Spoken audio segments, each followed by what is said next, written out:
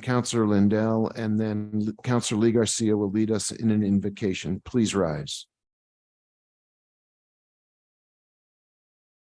I pledge allegiance to the flag of the United States of America and to the republic for which it stands, one nation, under God, indivisible, with liberty and justice for all.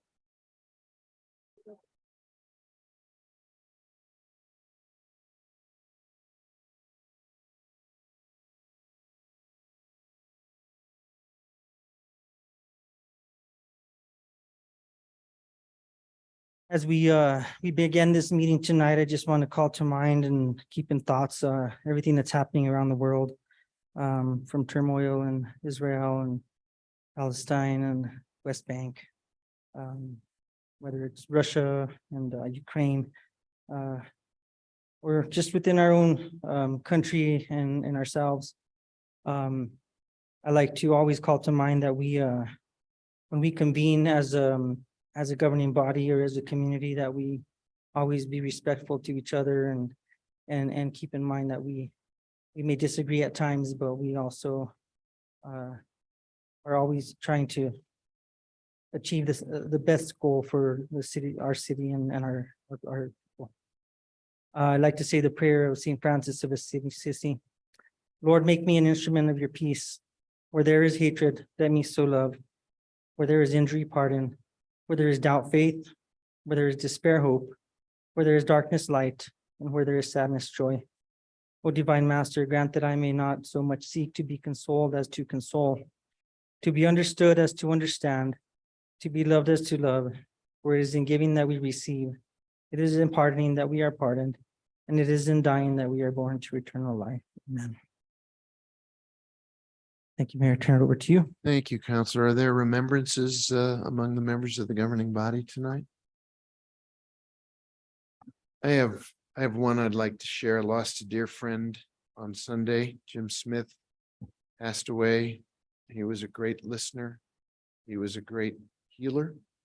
He was a man of true integrity and character, cared deeply about people and about people's needs, people's pain.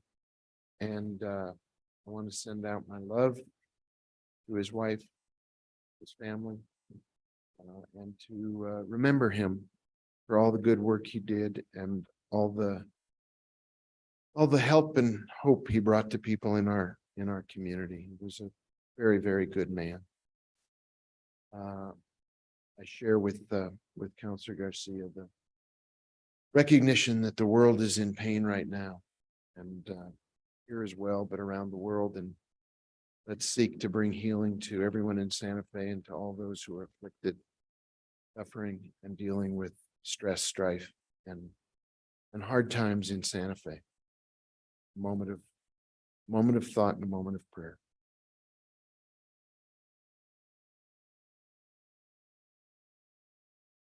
Thank you very much, everybody. Take your seats. Madam Clerk, can you please call the roll? Yes, Mayor. Councillor Cassett. Here. Councillor Chavez.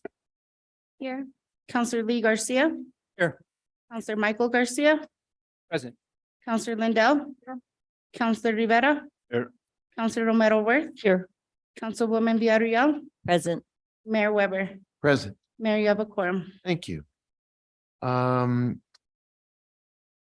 suppose we need to move the approval of the agenda. Is there a motion? Are there changes to the agenda? I first should ask, Madam Clerk. No, Mayor. Move to approve. Second. There's a motion to approve the agenda. Is there discussion? Can you call the roll on that motion, please? Yes, Mayor. Councillor Cassett. Yes. Councillor Chavez. Yes. Councillor Lee Garcia. Yes. Councillor Michael Garcia. Yes. Councillor Lindell. Yes. Councillor Rivera. Yes. Councillor Romero Worth. Yes. Councilwoman Villarreal. Yes. Mayor Weber.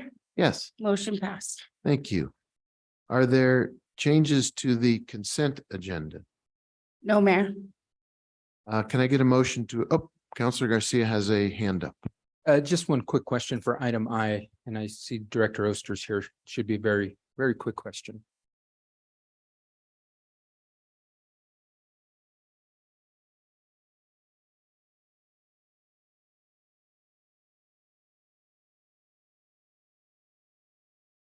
Director Oster, point of order. You don't need to be up here till the item comes. Well, Mike, I think you're trying to clarify whether you're going to pull it or not. Is that what? No, no, I am pulling it. Oh, And my okay. I didn't know justification that. was I got a quick question. Yeah, Yeah, the clerk said no items were pulled. I raised to say I was going Ah, to pull item I for a Ah, quick question. well, okay, but let's get there when we get there. But we haven't adopted anything yet. So there's a motion, the item I has been taken off the consent calendar by Counselor Garcia. Are there others from consent that have been taken off by other council members? No, Mayor. All right, in that case, I need a motion to approve consent as amended. Approve as amended. Second, Is there discussion? Madam Clerk, can you call the roll? Yes, Mayor. Counselor Chavez, Yes. Counselor Lee Garcia, Yes. Counselor Michael Garcia, Yes. Counselor Lindell, Counselor Rivera, Yes. Counselor Romero Worth, yes. Councilwoman Villarreal, Yes. Counselor Cassett, Yes. Mayor Weber, Yes, motion is passed. thank you. Could you then, Madam Clerk, take us to item 8A?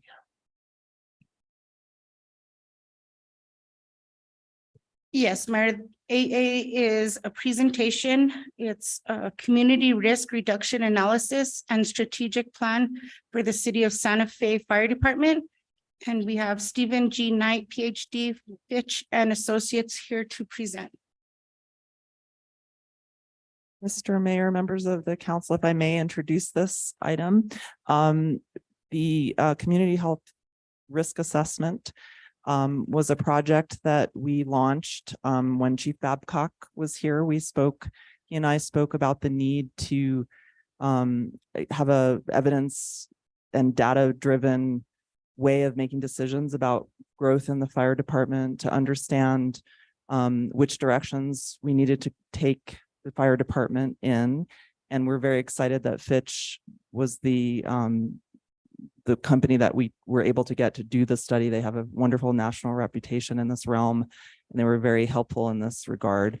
As you recall, we also had recently completed a work study for the police department. And we see this very much in the context of assessments of each of the departments within community health and safety, including community services and the divisions within community services. As I mentioned during budget, we'll have a recreation study coming up. We have a library study. We have senior services studies that are done as part of our senior services division. And so this is a really important component of how we create a healthy, safe community in a data-driven way, and how you as a governing body can make decisions on resourcing the fire department now and into the future. And I'll turn it over to Chief Moy to give a little more context. Thank you. Madam Mayor Pro Tem. Counselor. Yeah, Director Ochoa, we received the executive summary a little late in the afternoon and then just a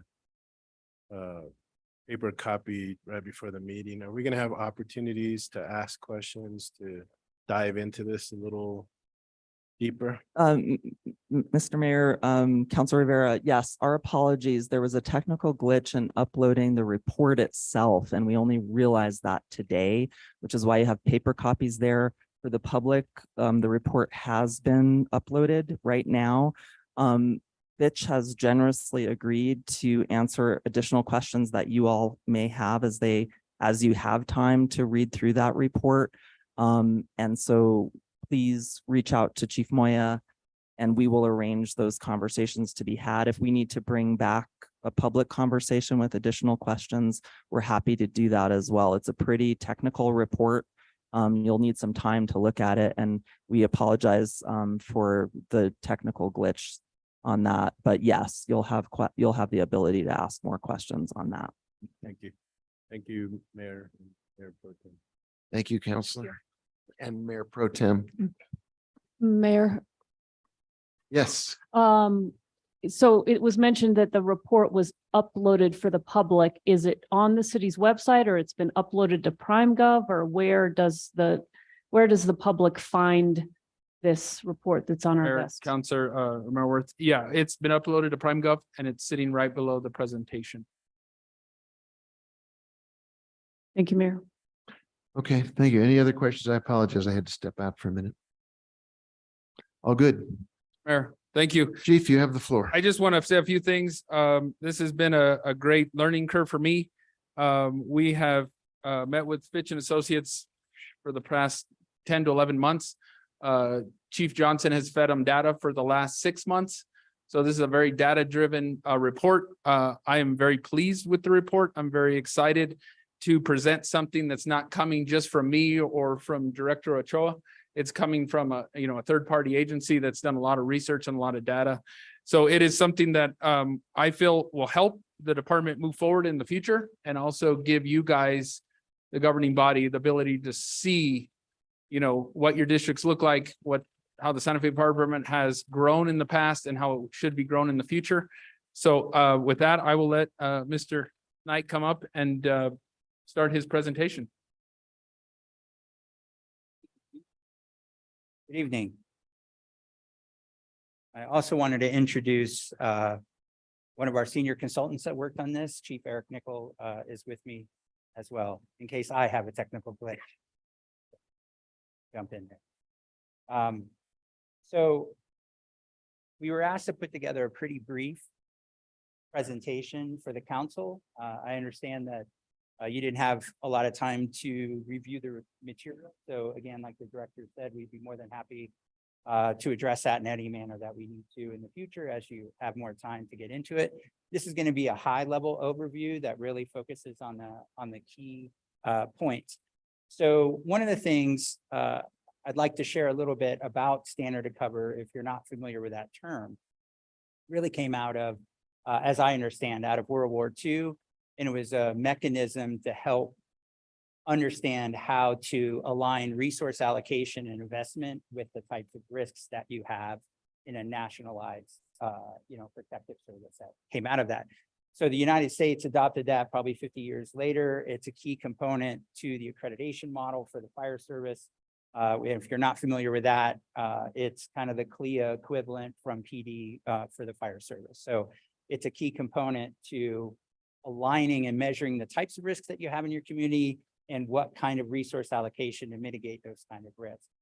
So ultimately, for a policy group, the advantage of this that we see for the policy discourse is that you can have a quantifiable method of looking at your risk and find that right policy balance about how much protection you can or are willing to purchase and how much risk you're willing to serve as a policy group.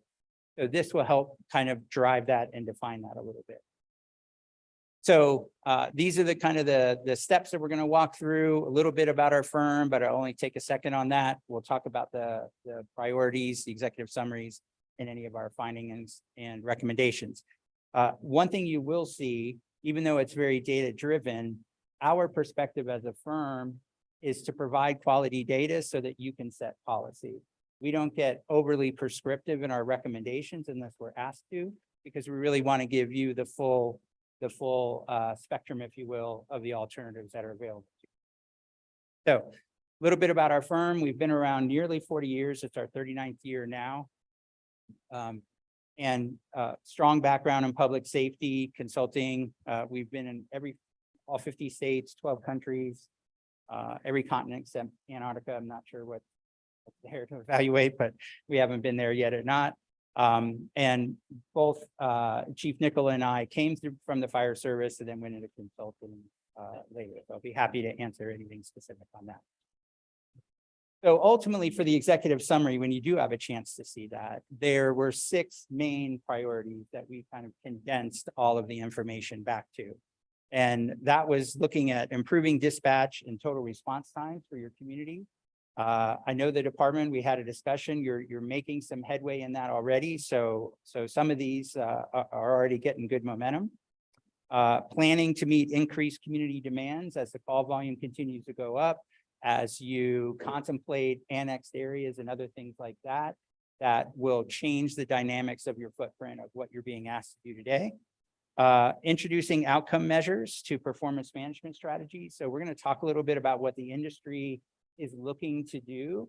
For probably the last 100 years, the industry is really just focused on a singular point of measure, and that was response time. There's still great value with response time, but there's much more to the story, and we're going to talk about that a little bit. Planning for the fire station locations, infrastructure, et cetera, to meet the demands. Developing a strategic plan for both the mobile integrated health, you all term that as the MIHO program, and the fire department as well, is to take, whatever gets momentum is adopted from our study. The strategic planning exercise is a good mechanism to figure out how you're going to make those implementations, what steps get which priority, et cetera. And then the last is adopting a system of measures so that you're not relying on any single thing. And we'll walk you through what our recommendation is for that so that you have continuous quality improvement and measurement on that as well. So the project deliverables, I'm not sure what was uploaded, but in totality, what you have is a lot of technical resource documents at your disposal. There was a quantitative data report, there was a GIS report and station location study, and a community risk assessment report as well. And all of those components are fed into what is determined in the executive summary and condensed down. But they're at the department's disposal if they want to refer back as a technical reference in the future as they explore new ideas. So let's talk about the response times. So there's two measures that the industry uses. One is the average, I'm sure everybody is familiar with. Statistically, the average is typically somewhere around 45 to 55% if it's normally distributed data set. But the industry, the national standards, accreditation model, et cetera, design and measure systems at the 90th percentile. So if you're not familiar with that, basically it's a high validity measure where the average is saying to the community that only about 50% of the time will we meet the standard. At the 90th percentile, you're saying 90 out of 100 or 9 out of 10 times. This is the level of service that we can guarantee and invest in make sure that we deliver. So there's several time components that make up the total response time. The dispatch time is from the time that the 911 center receives a call till they process it and then notify the patient that there's an incident. The turnout time is the time when the crews are notified that there's a call until they go responding and start driving to the incident. The travel time is just that, the drive time to the incident, and the total is the accumulation of that. Now, if you try to sum or aggregate those values across at the 90th percentile, it won't work. If it's an average, it will march out pretty well. But at the 90th percentile, the total is an amalgamation, if you will, of sometimes the best dispatch time, the slowest travel time, et cetera. So it's not supposed to march out if you're trying to do that. So the big takeaways that we put down there as best practices is just to kind of guide you as a benchmark to put context around the values. So the dispatch, if you were to follow a best practice in the industry today, I would recommend somewhere around 2 minutes or less at the 90th percentile for dispatch. Turnout time as well is about 1.5 minutes for turnout time of getting out of the stations. And the reason we focus on those two is that if you think about improving what we call the citizen's experience, the hello to hello, right? From the time that they call 911 until the time that your crews show up and begin to help mitigate the situation. The most expensive component of that is your investment in stations and personnel in order to improve response time. But you can usually get a lower cost center to improve dispatch time and a lower cost center and many times zero cost through management practices to improve the turnout time. So there's an opportunity there to continue to have that level of improvement, improve your response time without necessarily having the burden of the liability of the cost of putting in 3, 4 more stations and things like that. So you're heading in the right direction on that already, which is great. So I'll leave it there. Your travel time is almost at 10 minutes at 9.6 minutes right now. That's not untoward. Most urban centers that we see around the country are somewhere between 5 and 9 minutes. So it really comes down to a policy choice for you about how well you want to perform on the response time. Now, one of the things I'll show later and reinforce it with some data is that your station footprint currently is doing a good job of having the distribution of stations in the road network in order to have a pretty good response time. But you're underperforming your investment on the stations because you don't have the depth of resources in the station. So what happens is, as you're busy on calls, you're sending units across other stations to cover at a much higher rate. So that's why your actual footprint, you could be there in 6 minutes based on the stations that you've located currently, but you're performing closer to 9 to 10 minutes. So you're having some drag there or lost performance based on the level of investment that you have on the unit. So on the fire station locations, if you can see the map there, what this one was a 6 minute evaluation, I believe. I can't. Okay, thank you. So it's a 6 minute evaluation. So all of the green areas are what can be covered from your current stations within 6 minutes. So, and that covers over 90% of the incidents that occur within the city with that footprint. So your current stations are doing a really good job. When we look at the marginal contribution, or if you look at it as a diminishing return, once you cross the number of stations that you have currently, you start losing the same return on investment. So the first 6 stations, for example, might be delivering 92% of the calls, and your 7th station might only improve by 1% or 2. The 8th station might produce less than that, etc. So you get a diminishing return on the investment. So deciding where you want your response time policy will really drive a lot of your investment decisions as well as you move down. So again, as I said on the last slide, is the analyses really confirmed that you have insufficient resources within the stations, but your station footprint is fine. And we believe that if you make the investment in the future to really catch up to the growth that you've had, then you'll be able to see a pretty good marked improvement in your total response time that you deliver. So just to kind of look at this a different way, other than the GIS and the mapping, what this does is, if you can see those graphs, for example, that's all of those yellow, if you're looking at the top one, all of those yellow peaks are Sunday, Monday, Tuesday, all the way through Saturday. So that's the call volume that you have for each day through the peak period of the day. All of the blue areas, what you have to cover geographically in order for you to meet the demand for services. So you have to have both the availability in the stations as well as the stations actually in place that you can drive to.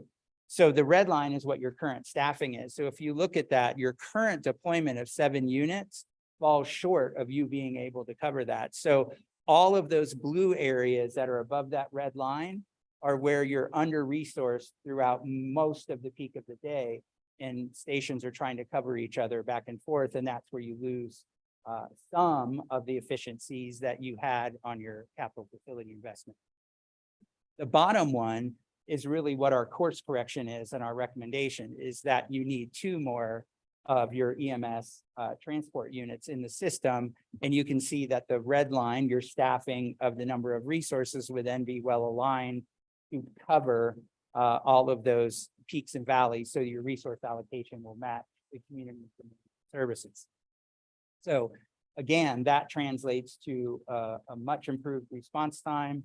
It'll reduce workload on the employees and reintroduce some availability and capacity back into the system. So we believe that that's a pretty good mechanism for you all to look at as you move forward. Now, one thing I'll also point out, because it was in the executive summary, but not specifically drawn into on our presentation, is once you get your 24-hour resources that, like this example, for example, once you have your 24-hour resources in place, they're meeting the risk, they're meeting the community expectations. As you increase in call volume over the years, all of those peaks will start coming up over your staffing line. At some point, the growth will be disproportionately during the day, and your nighttime growth won't continue at the same rate. So at some point, you'll be able to just start purchasing your 12-hour resources over that peak period if your 24-hour resources are covered. So that's an avenue for you to look at, but the first step is to fix your current 24-hour resource allocation. And of course, things like that may have labor negotiation, impact bargaining, other things associated with it. So a little bit about the risk assessment. So one of the things that the real benefit of a standard of cover is that if the policy group adopts and sets the standard, then whether it's your current policy group or some future body, hopefully you'll go back to your standards and you won't have to start the conversation at zero. Why do we have this unit? Why do we need the station? Because you're using a system of measures to really look at what you're deploying. So the whole idea is to agree on a measure of your risk, agree on response time, agree on how you mitigate and treat changes in your risk profile so that you have a consistent application. In the end, what you want is like risk getting a like response, no matter where it is in your community. So with that said, you can see on that red block what we, and these variables are anchored well into the literature of the risk profiles, but we look at many socioeconomic and demographic variables, as well as the types of occupancies that you're asked to cover, et cetera, and the community demand and the call concurrency. So we have a risk formula that we build. And when you look at the stations, for example, all of the red stations are high risk.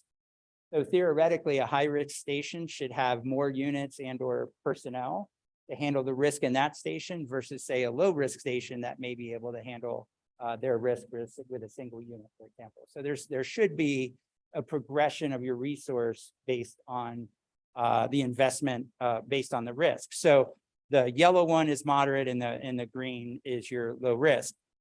So in the table down there, you can see that in order to move your allocation from 7 units to 9 units, we've made a recommendation of where those resources should be located. And it really aligns very well now that all of the high-risk stations would have 3 or more resources, and your moderate and low-risk stations would have 2 or 1. Does that make sense? So one of the other things that we looked at, and we understand that the department's made some really good strides on this as well, but one of the key items that we were asked to evaluate was your mobile integrated health program. And what we found is it was a little bit adrift when we were evaluating it. Even just comparing to what you have on your public website and the current mission and how it was functioning was highly divergent. So what we're recommending at a 30,000 foot level is continue on the momentum that the department has already had with changing directors and moving that in the right way. But we recommend doing a strategic plan, not only for the department, but one specifically for the mobile integrated health program, and really answer some key components and establish outcome measures, performance measures, mission critical elements. And that will also help define which department really should be overseeing it based on what it's being asked to do. So we think there's a lot of potential there. I will say that many bodies, as we go around the country, I'm not saying that it is specific for yours, but many times there's some missed expectations when it comes to mobile integrated health, that it's presented as a solve or a solution to many problems. And really, it's the right thing to do for your community. It's the right clinical aspect, but it's also not a revenue generator, right? So we just wanted to separate out the conversation on that, because some communities think that, for example, if you can divert calls, then we won't need 9 ambulances, for example. Well, typically the diversion is usually in the single digits. Even the nurse navigator lines nationally that divert patients out, even from the 911 center, is usually only around 8%. So it's the right thing to do. We certainly encourage the department to continue on that path, but it also isn't going to have, meaningful fiscal or operational impact in that.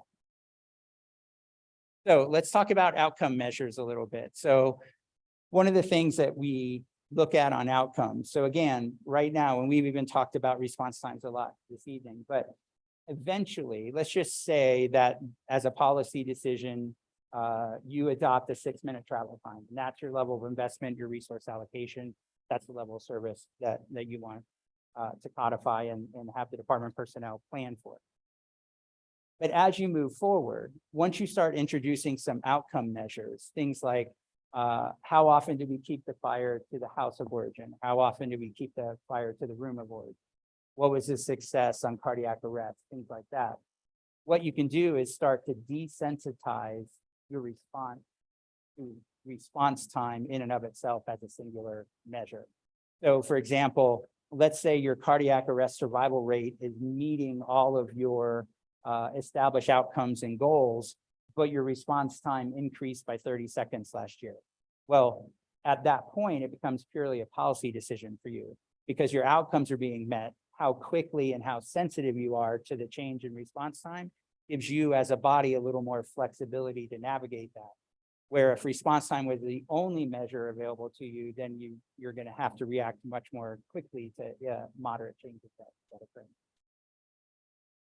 So, and then the last piece of this is really setting a system of measures. And this is in essence what the standard of cover really delivers.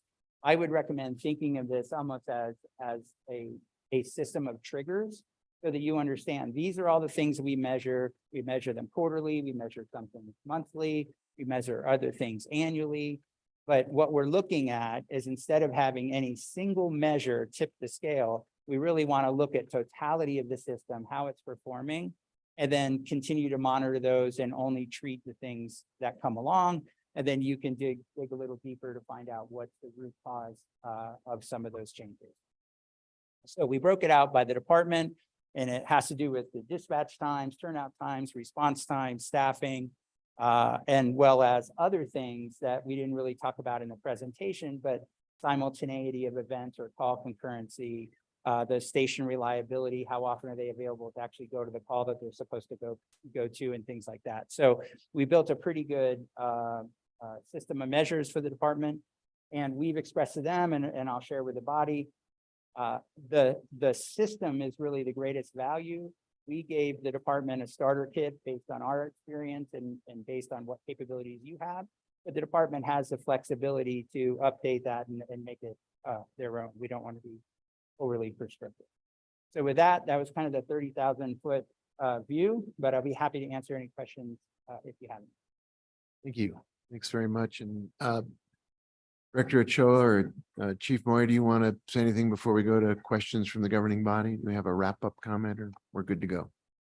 Well, first, I want to thank all of you for bringing this forward to us. I think it's really a terrific piece of work, and it does recognize that the highest priority for this governing body and for all of us is the public health and safety of our community, and an in-depth assessment and then set of recommendations from a really outstanding third party gives us a lot to work on, gives us some comfort, but it also gives us a roadmap for things that we can strive to do better.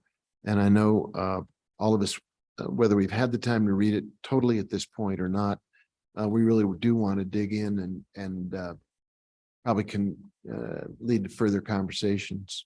I have a bunch of questions on my own, but I actually would defer to Chief Rivera if he would like to kick off some questions. I think you probably come most equipped of all of us to either make some comments about the report or bring some additional light to what's in the recommendations. I just had good. Make sure you're. Yeah, I just had a couple quick questions. First, thank you for the report. I remember working with you and your staff when we did assessment center, so I'm glad to see that you're still around and working hard. My first question was around the alternative response unit. I assume you tied that in with MIHO, and that's where they fit in, but instead of referring to it, you just kept it all under MIHO or Mobile Integrated Health. Is that correct? Yeah. Okay. My second question was, when you looked at travel times, response times, dispatch times, did you throw out the anomalies such as responses up to the ski basin, responses out to the airport? Yes, in the well, I don't want to get over my skis on exactly, off the cuff, exactly everything. But in the data report, and we had I think Dr. Johnson did this one. There's an entire detailed audit so that if the department wanted to, they could replicate the exact methodology. So we have a mechanism of treating outliers based on standard deviations. And we work with the department on the front side to declare which unit should be in the data set, which shouldn't, which call should be, things like that. So I don't want to give you a definitive answer, but I can certainly answer it with the audit. Right. And then when you're looking at response times, often EMS calls, even fire calls, have multiple units responding to one call. Which times did you use? The first responding unit or Always the first arrival. first arrival? And then lastly, Station 8 got a moderate for its risk rating. Did it factor in the amount of transfers that they're doing from the airport on a daily basis, which then means that the next available ambulance would be coming from Station 7, which would probably put them outside that travel response time? Great question, all of their work included in all of the call types was baked in. So if you think about the risk assessment, all of the socioeconomic and demographic variables were all aggregated into a single measure. And then their call volume, which is what you're referring to, is included as an independent variable. And then the call concurrency, which is also what you're alluding to, is how often did a second call come in where they weren't available to handle that. And the reason we do that is that 2/3 of the risk rating is really based on your historical experience. And 1/3 of that is based on what we refer to as prospective risk. So what that does for you as a body is it prevents a sky is falling, build it and they will come strategy when you're talking about risk. So we try to have a balance. If I could add a little bit to that, we had extensive conversations with your staff over those extended time transfers, particularly down to Albuquerque, and how many units can go at a time and how long they are out of the city. So your staff is very well aware and on top of that. And that did go into maybe not necessarily the objective analysis, but certainly some of the subjective analysis in the risk assessment. And I assume it looked at all of it, not just the transfers out, but the standbys that we do for football games, the standbys that we do for various organizations that want us to provide either a wet down or something else. Looked at all that. Okay, great.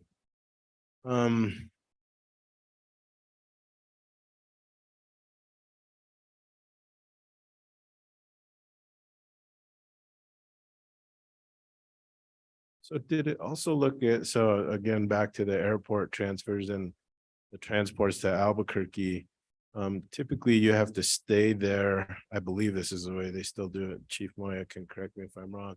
But if they do a transfer, they're usually committed to the crew that they end up having to take back to the airport, which can sometimes, I think, be a significant time away from being actually in service. Is that still the? Mr. Mayor, Councilor Rivera, we have also changed that policy. So Chief Johnson and Chief Suber have made it very clear to the flight crews that we will no longer take them back. So they have to find their own way back. So we've cut that response time down because it was taking a big burden on the crews to go to the hospital, sit there for an hour, hour and a half, and then drive all the way back. So we've put a policy in place. They've agreed. And so now we will agree to take them, but we do not wait for them at the hospital, the flight crew to take them back. They have to find their own way back to them. So probably most of the data was included in that, but moving forward in the last year, we've improved the response times for the crews and we've made their, ability to help the flight crews better because we were all there when we were sitting there for an hour and then having to drive just back to the hospital and we don't have the unit in service to respond to the calls. So we have already started the policy to change that. Is that the case even if they have specialized equipment that probably can't fit in a taxi or? Yep, we've made it very clear that is it. And we've also are working with a flight crew currently. This is just hitting my desk and Chief Johnson's desk that They might be putting in an ambulance there just to do these for us, so we will have that ability. We haven't agreed to sign off on that yet, but they're gonna go to the PRC with they're trying to ask the PRC for this recommendation, and we are in the process of evaluating that, if we would let them go in to just have an ambulance at the hospital to do these 2 a.m. transfers, and we would get out of that business if that ambulance is available. Okay, thank you. And then just one last question for Fitch, I think, and Associates, but so you're not recommending, and again, we haven't seen the executive summary, but you're not recommending that we don't build additional fire stations. You're recommending that we take care of putting more ambulances in additional stations, but still look at growth and where other fire stations may need to be placed. Yes and no. So let me try to navigate that the best I can. So before I draw your attention to this, first and foremost, under your current geographic requirements of the city boundary and what you're asked to do, your current station allocation, it's the mark. As long as a 6-minute travel time or slower is acceptable to the body, then your footprint of stations, it's the mark. And future investment past that would be purely a policy choice, but you would probably get less return on investment than your initial 6. But the need isn't additional stations. The need is more depth of resources in the stations that you have. So that was really the primer of the recommendation of the 2 additional units. Now, where the calculus of that changes, and the reason I'm dancing just a little bit, is if you do annex an area, and now you've expanded your geographic need to cover, then you're back to a policy choice about where you want to set your response time. So let me try to make that a little bit. But to show you, for example, at 6 minutes, and the way to read this, because you haven't seen these yet, but this is our margin utility analysis, and we look at every station's contribution to its ability to deliver a response time in the desired time frame. In this example, it's 6 minutes. So station 3 is actually in the best position for your city in order to cover the most calls, and they can cover over half of the calls that you run a year just from that one station. Now, a single unit or two isn't going to run 10,000 calls, so you're going to have the depth of resources in there. But from a geographic location, you can see that your first investment was 54%. And if you jump down to, we'll use 2 as this example, you're only getting a couple more percent improvement at 6 minutes. So where you set your response time goal based against balance with the geography will help guide whether it is a meaningful decision for you or not.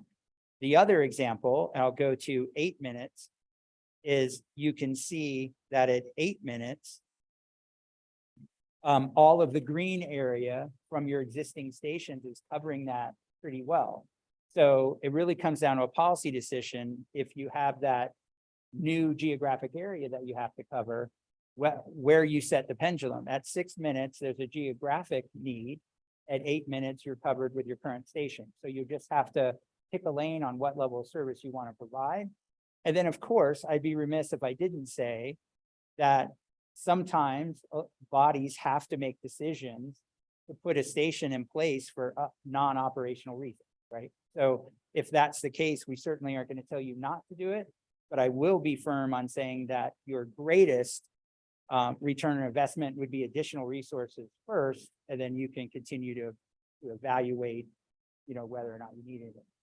Excluding the station 2 part of the conversation, the annexation, the answer is no, you don't need any more resources. You don't need any more stations unless you want to be faster than 6 minutes. Is that fair? Yeah, so you talked about annexation, but what you didn't talk about growth in those annexed areas. I guess that would be a policy decision as well as infill continues to happen. Right. No, it's a great question, Chief. And what I'll say is infill is usually addressed with additional resources in your footprint.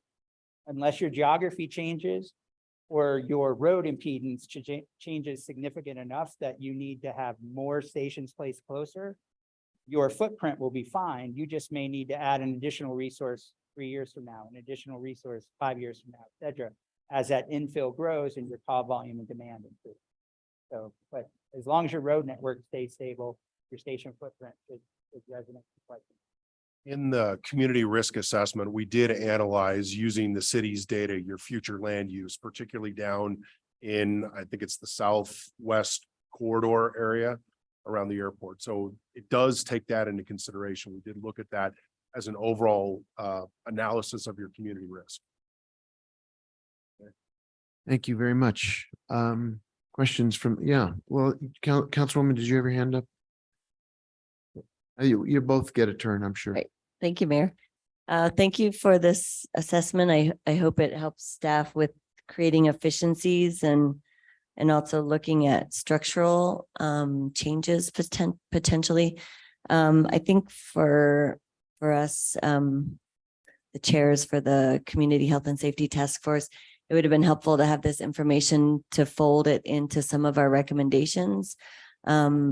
And I just want to confer with Chief, when we first talked about this, or this assessment happening, we had talked about how we were hoping it would look at data-driven and data-informed research, but it was also, there was a piece on employment studies or an assessment, and that wasn't part of this, correct? Mr. Mayor, Councilor Villarreal, it was not. This is just strictly data-driven. How do we improve the community? How do we help the community? That's what we focused on this thing. Okay. I think when we had assessed or asked that question, nobody responded to us about that this was strictly real specific. But I think there's some things in here that would be helpful to fold in, and hopefully we can fold in some things in the recommendation. The other thing is this executive summary, it says June 2023. So was this completed in June? Mr. Mayor, Councilor Villarreal, it was completed. It was finalized by me a week, 2.5 weeks ago. So we were still tweaking things. We were still evaluating things. So that was the date on it when he submitted it to me, but we've been working on it up until 2 weeks ago, especially when we just got the PowerPoint 2.5 weeks ago. So me and Steve and Director Ochoa have been working on this up to that date. So that date probably need to be updated, but we have tweaked it many times since. Got it. Thank you. On the slide, I just had a question about the 90th percentile response time. There was this category that says unknown. Can you say more about what that is?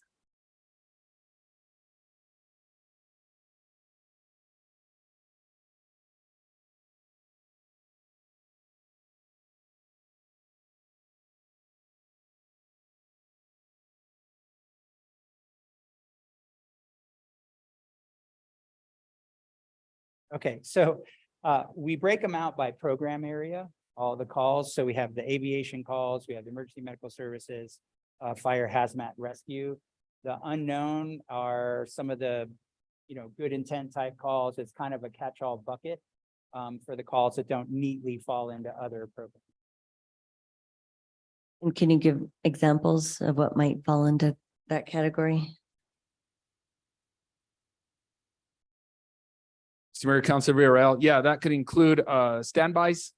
That could include somebody that has a water leak. And we used to do these where they would go and we would help them, clean up their water leaks.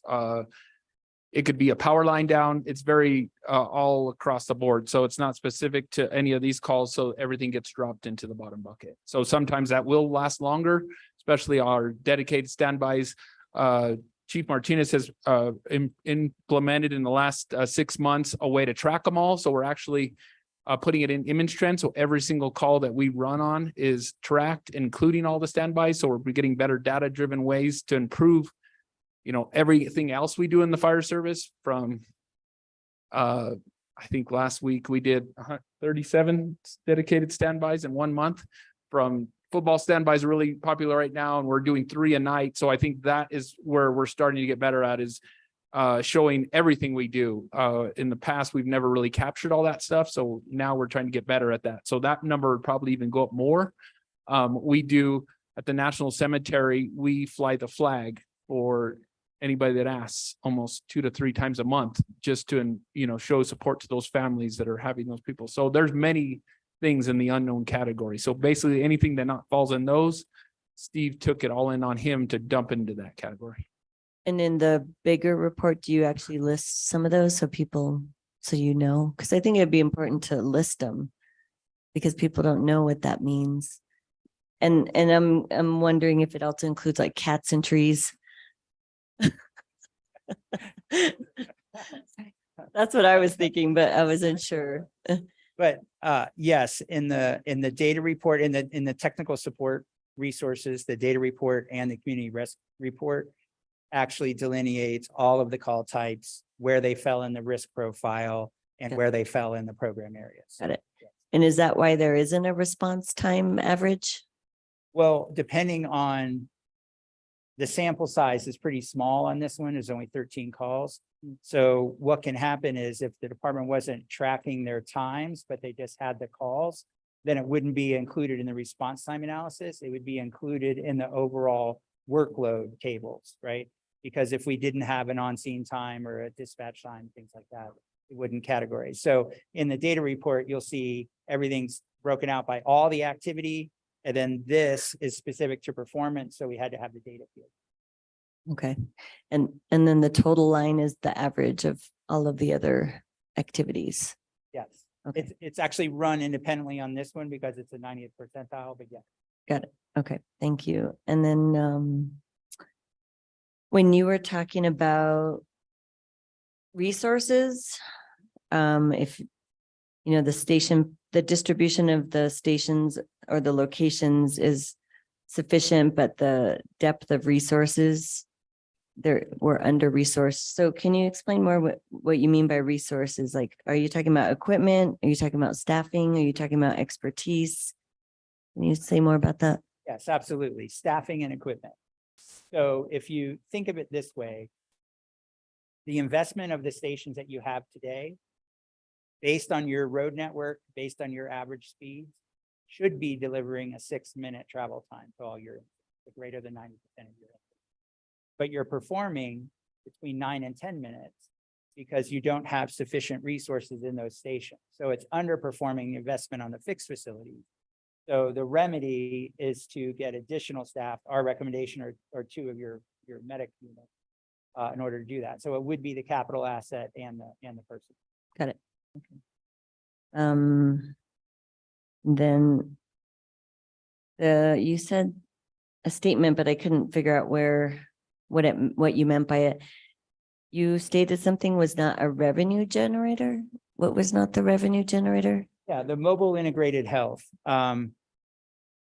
Just nationally, again, not specific to your agency, but what we've seen is that the mobile integrated health initiatives started getting a lot of momentum with the thought that there would be a great cost avoidance tool because you wouldn't need the same number of ambulances because you were diverting patients. You wouldn't have to respond to as many calls because you were handling them in a different manner. And the reality is that all of those things are important and valuable to your community, but they won't tip the scale to the point to where you're going to have a meaningful fiscal conversation. That was the intent of the comment.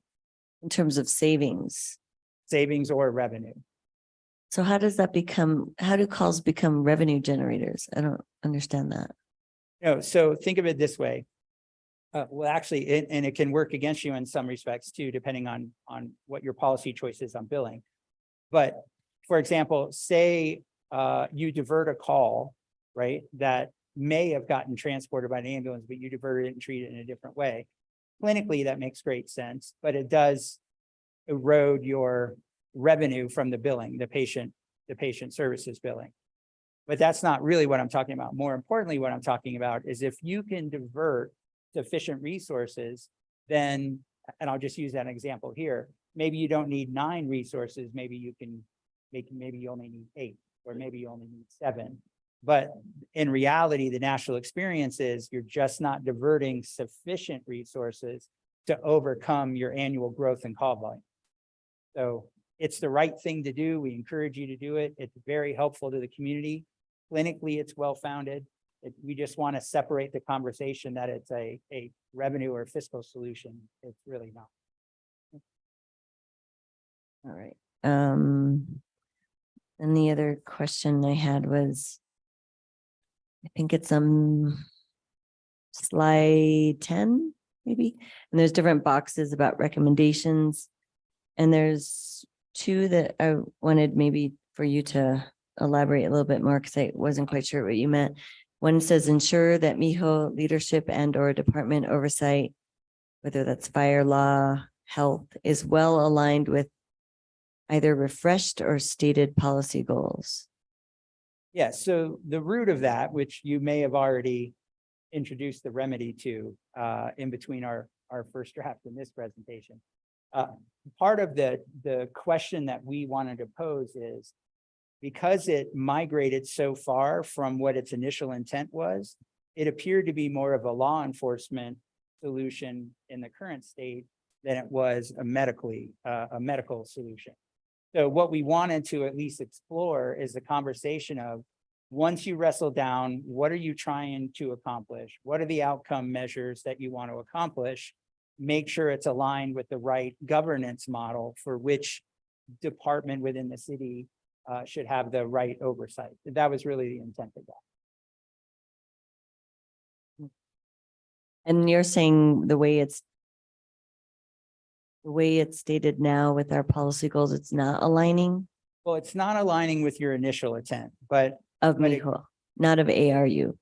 right, right. So what the recommendation really is, and again, you have already intervened at the department level. So I don't want to resonate on that too long, because I think you've got a lot more update from the department already about the changes that they've made and the direction they're going. But at the time we evaluated, it was a little bit rudderless, and we wanted to bring some coherence to the effort. And then there was another recommendation that says consider a public, private, or all civilian deployment model. Can you say more about that? Sure. So it was just an option as you look at, once you define what it is you're trying to accomplish, then you can go back and visit what are the qualifications of the personnel that you want to run your program. That's really it. So there might be public-private partnerships that you're available through local hospitals. You might want to look at a different employee class as you staff that. Again, none of these are prescriptive. These are just kind of the high-level thoughts that we want to kind of wrestle down and make sure that there's a coherent commonality of purpose as you move forward with what the program is. Okay. Yep. All righty. That's all I have. Thank you. Thank you. Council Michael Garcia. Thank you, Mr. Mayor. Thank you, Mr. Knight and Fitch team members for being here to present this. This report has over 20 recommendations in it, and I guess my questions are for Chief Moya and Director Ochoa in regards to have any of these recommendations been, we started to work towards them? I'm assuming some of these are a little more involved than others.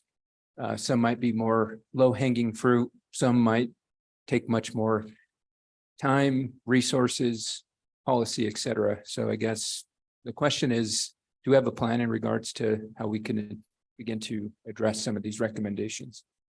Mr. Mayor, Councilor Garcia, thank you for the question. So in terms of the major takeaway about investing more resources, we will certainly ask for more resources.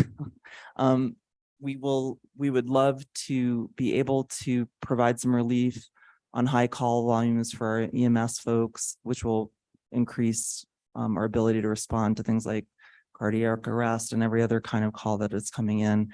So we would love to start to grow the med staff. And when we say a med, it's not just the vehicle, it's 24/7 coverage of that vehicle.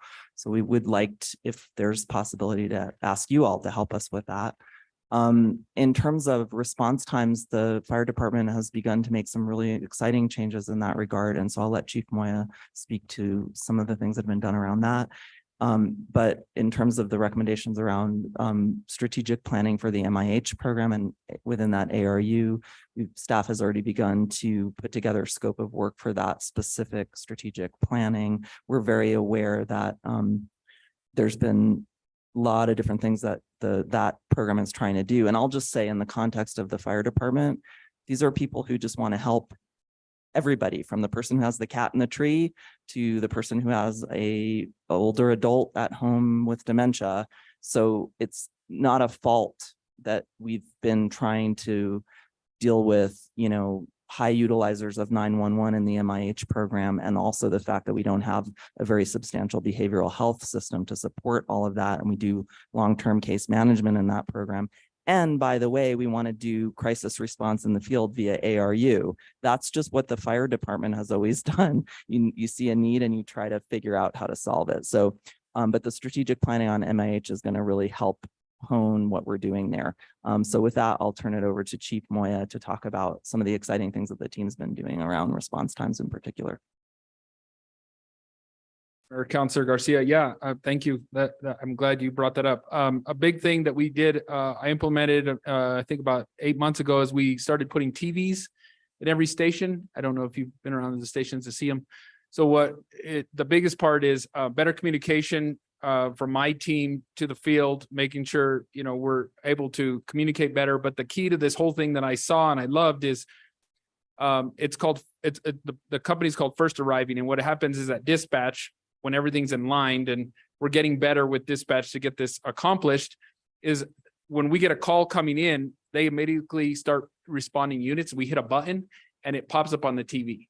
So before the dispatcher's even getting on the page and getting these calls out, these guys are already seeing the calls in their stations when they're there, and they're getting them out faster. I heard just one example. We had a fire a couple of months ago where they were already in the trucks before it even came out up over the dispatch. So we've improved the ability for them to know where the call is, because it also shows them the front location of the call. So if it's 3200 Cerrillos Road, sometimes people don't know what that is. It shows you the business, and then it shows you how to get there from the station. So it's improving the response time of the guys, and it's helping them ensure that they know where they're going and they know what they're going to. And then as the call gets a little more progressed, then they get on the thing. We've also tried to improve responding by Chief Martinez has been working with dispatch to get them so they can go en route by hitting a button instead of talking over the intercom or calling in route, because sometimes dispatch isn't hitting the button fast enough. So that is, you know, making it a little harder for them to know the exact time they went in there, or acknowledging they went back in service. So we've improved in that area. Also, something I've implemented as I became the chief is I don't put 4-man engines on board. I don't put 3-man meds. If we have extra units or extra people, we put extra units on the streets. We started running a brush truck about a year ago. We haven't been able to include Fitch and Associates with the data, but we're trying to show how helpful these units are. We put an extra med on immediately when we have an extra paramedic. So we're not saying we're going to run a double medic. We're going to put a med 44 online. And so we're going to 8 meds for that 24-hour period. And I think, well, they left me, but Station 7 was here, or Station 4, and they're seeing a difference. They told me, Chief, when you have extra units on the streets, you know, we feel the difference of how busy we are. And I think what we don't understand is it's not just running the calls, and this was portrayed really nice by Steve, and we talked about it a lot, is it's the mental aspect we've been bringing up a lot in this room. Is it's not just going on the call. My guys will go on the call, go to St. Vincent's, and immediately, Councilor Rivera can attest to this, we go to the next call. If it's in our district, we're prideful. Those guys are prideful in their districts, and they want to respond to that next call. So that's part of why these units are so important. We put these extra units on the streets more often, is because they get that 20 minutes to clean their rigs, get their information done, get their reports done, because they have to finish their reports. And so if they run 4 calls back to back to back, well, now they're behind 4 reports that people don't understand. So those guys are also doing their reports in their units. So those are the big things that we've implemented. We've also realigned. I can't go into too much detail yet. We've realigned some divisions to make it more efficient in Chief Johnson and support services role. And we're trying to make the guys' lives more appreciative, and we're trying to show them that we care. And I think by putting this survey into place, I think this is the first time it's ever been done within the fire service. And my time here is we're trying to do a data-driven thing, and it's not me telling you we need this, we need this. It's actually showing, you know, how do we improve, and improve the community is by showing this. We've only added 2 units, and the only time I've been here, and that's Med 3 and Med 2 and Med 6. So we grow and we keep getting bigger, but at the same time, we as the fire service, and especially me, I don't ever say no. I think you all know that in the room. I don't say no. And the fire service is really keen on saying, we just keep take, and we will always do it, but eventually we won't ever, we'll always be there, and we're never going to say no, and we're always going to do the best thing. So I think those are the big things, and the big takeaways from this is we're trying to improve every day, and we're trying to get better. And I think one other thing that well, I can go back to the stations that I would like to just bring up is these stations weren't designed for, we can keep adding stations and keep adding units in the current stations, but at some point we don't have sleeping quarters for everybody. So that's something at the long term, we have to figure out too. Like, I can't put 9 units at one station because I can't sleep everybody there. So that's kind of the caveat to this whole conversation, is eventually these stations weren't designed to have 15 people in every station. But right now we can, and that's the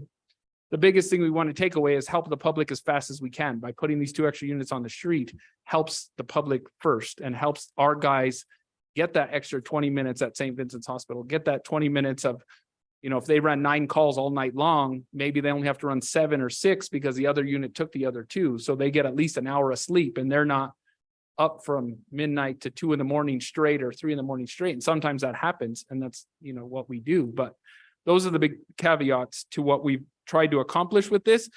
We've also already engaged in the MIHO division to start a strategic plan. Steve is graciously putting in a request to bid for that. So we're asking multiple people to put in bids. And so we're starting that strategic plan immediately, and we're trying to get that done before budget season. So we'll have that presentation as well. So most of these recommendations, we've tried to, the low hanging fruit, like you said, Councilor Garcia, that's what we're trying to accomplish immediately. And then meet with dispatch to improve. At public safety, they told us they're down to 13 vacancies at dispatch, compared to 32 a year and a half ago. I think that's what he told us. So that's a positive thing, and that's a low hanging fruit we don't have control over, but we're making it better on their end to be able to come here. Also, something that's at the governing body level and the state level, just to give a little more insight, is they're trying to get them into the fire and police plan, get their own plan, try to make them first responders so they can have the 25-year, 20-year retirements like we have. So better benefits for that kind of thing. So I hope I answered most of your questions. Thank you, Chief Moya and Director Achar. I really appreciate the additional clarification. The presentation talked about response time, and we're kind of good where we're at, but we can always do better. And I think it outlined what we can do to meet a 6-minute response time, which I would love for us to go to. So I guess the question, is there anything that you would advocate why we shouldn't strive for a 6-minute response time versus 7, or maintain where we're at? So, Mr. Mayor, Councilor Garcia, I don't think there is a reason. I think we can even get better than that. I think what we're doing, what we're trying to do by us adding the extra ambulances, when I have the staffing to do that with our current staffing models, it just helps the community. It helps the community, and it helps our guys. I think that's what it comes down to. And I think the part that I'll just share is it also depends on, Steve brought the presentation of the high risk units. Most people don't understand, if Engine 1 and Med 1 go on a call, well, then I have to bring a unit from another district. And if that unit has a call in their district, I have to bring a unit from their district. So it gets very convoluted and very, in the busy time of the day, you might have Station 8 running a call in District 1. We don't like doing that, but that sometimes is the only ambulance available, or we move them to the central part of town. So it's always better to improve.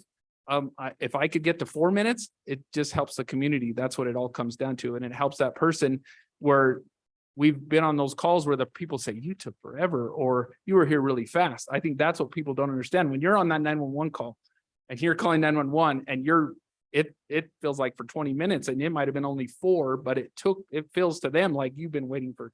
And I think that's what we need to try to get better at, is those people on the end of the call that need us, they know that we're there, and our units are in their districts. Because sometimes they go, well, I don't normally see you. Well, I had to come from District 3 it was a District 1 call, and District 1 was on a call, and that's kind of the conversation. Right. Thank you, Chief Moy. And I think I appreciate you wanting to do better than 6 minutes, because those are crucial minutes that can be life and death situations. If quicker response time means safer community. So I appreciate that. And I appreciate Director Ochoa saying that you're wanting to strive for more and ask for more resources. And so that's something I would encourage as you work to develop the fiscal year 25 budget, that you shoot for the moon. Let's go for the 4-minute response time, because the more safe we can make our community, the better. And I think it's the investment that's required of us. And if it means putting out a little more money to eventually maybe save more lives in our community or save more structures, let's do it. So I encourage you to do that as you work on the next year's budget. With that, yeah, so thank you, Mr. Knight. Thank you, Chief Moya and Director Ochoa, to the rest of the team that showed up here tonight. I thank you, gentlemen, for everything that you do for our community. No other questions, Mr. Mayor. Thank you, Counselor. Other questions? Yeah, Counselor Cass. Thank you so much, Mr. Mayor, and thank you everybody for being here. I just have one quick follow-up question for now. I'm sure I'll have more once I dig into this.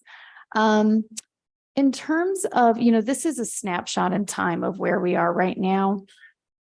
And it does look like, to meet our goals and to really ensure the safety of the community, we would need more resources. And I'm curious how we continue to assess this as we move forward without having to do a full assessment again. Is this something that every 5 years we're going to need to, get another full assessment, or have we kind of built this in so that we can, continue to adjust as we grow?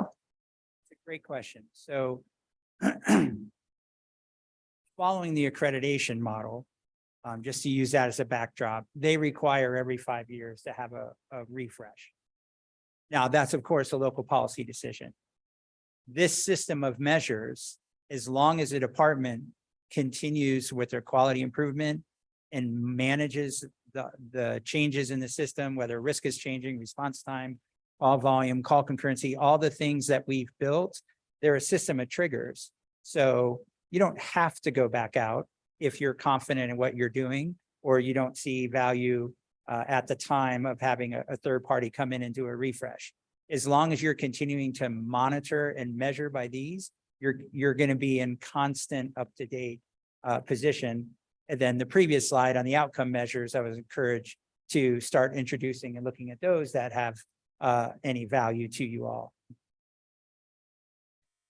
Thank you. And so I'm assuming then that we do have these systems in place with, the software that we already have there, that there's nothing that we would need in order to be able to keep track of these. I guess I'm talking to Chief and Director Ochoa. Mr. Mayor, Councilor Cassidy, yes, with the new image trend software and Chief Martinez running the data every month, we've already implemented this at public safety. And if we can expand it, but at public safety, the last 2 months, I've started having Chief Martinez give these in front of public safety. So I think we can improve. I think it's just a matter of when, I think the key is, I don't think we need to do it every year, but I think when we have big changes in the department or when we really need to evaluate a different structure, then that's when this is. But I think we also need to see where we are with these 2 ambulances. And that's a big thing on me, is how big is the call volume being taken if we get these 2 ambulances. Or what I've been doing is really tracking when I can put the extra units on the streets to show the data and give the data now, because we can do it with the extra units and see how much that is actually helping our crews already. So I'm trying to collect that data and then present that as well to show,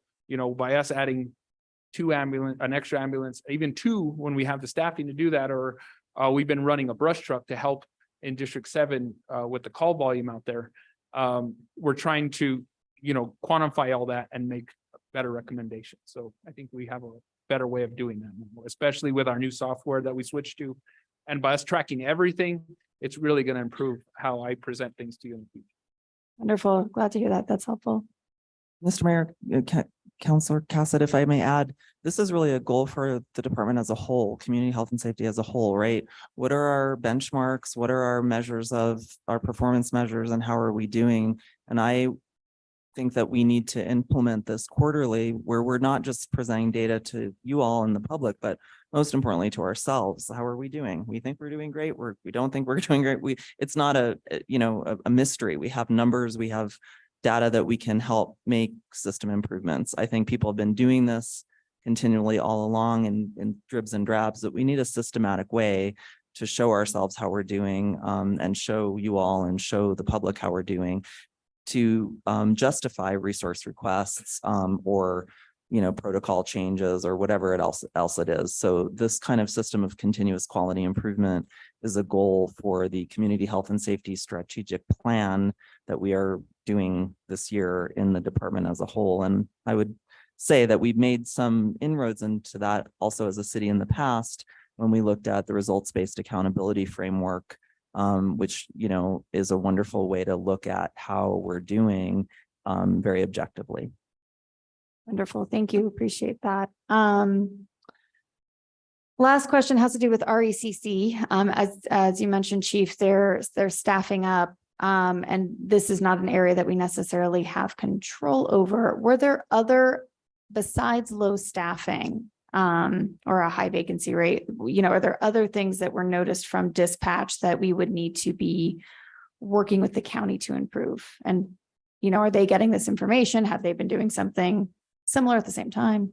Mr. Mayor, Councilor Cassett. Yeah, so I think it has improved. I am the chair of the RECC board. So I think that has been a big help, is they've had to include me in a lot of decision makings. We have come very far as a team. I think a lot of it has to do with supporting them and making sure that they know that they're a first responding unit too. They deal with a lot of calls just like we do. It's pretty intertwined with the complications over there and with us. But I think at the end of the day, we're getting to a better place. The director is really good. He's really responsive. I mean, if I call him at 9 o'clock at night, he answers me. So I think we're strives than we were 6 months ago. And I think it's just going to get better.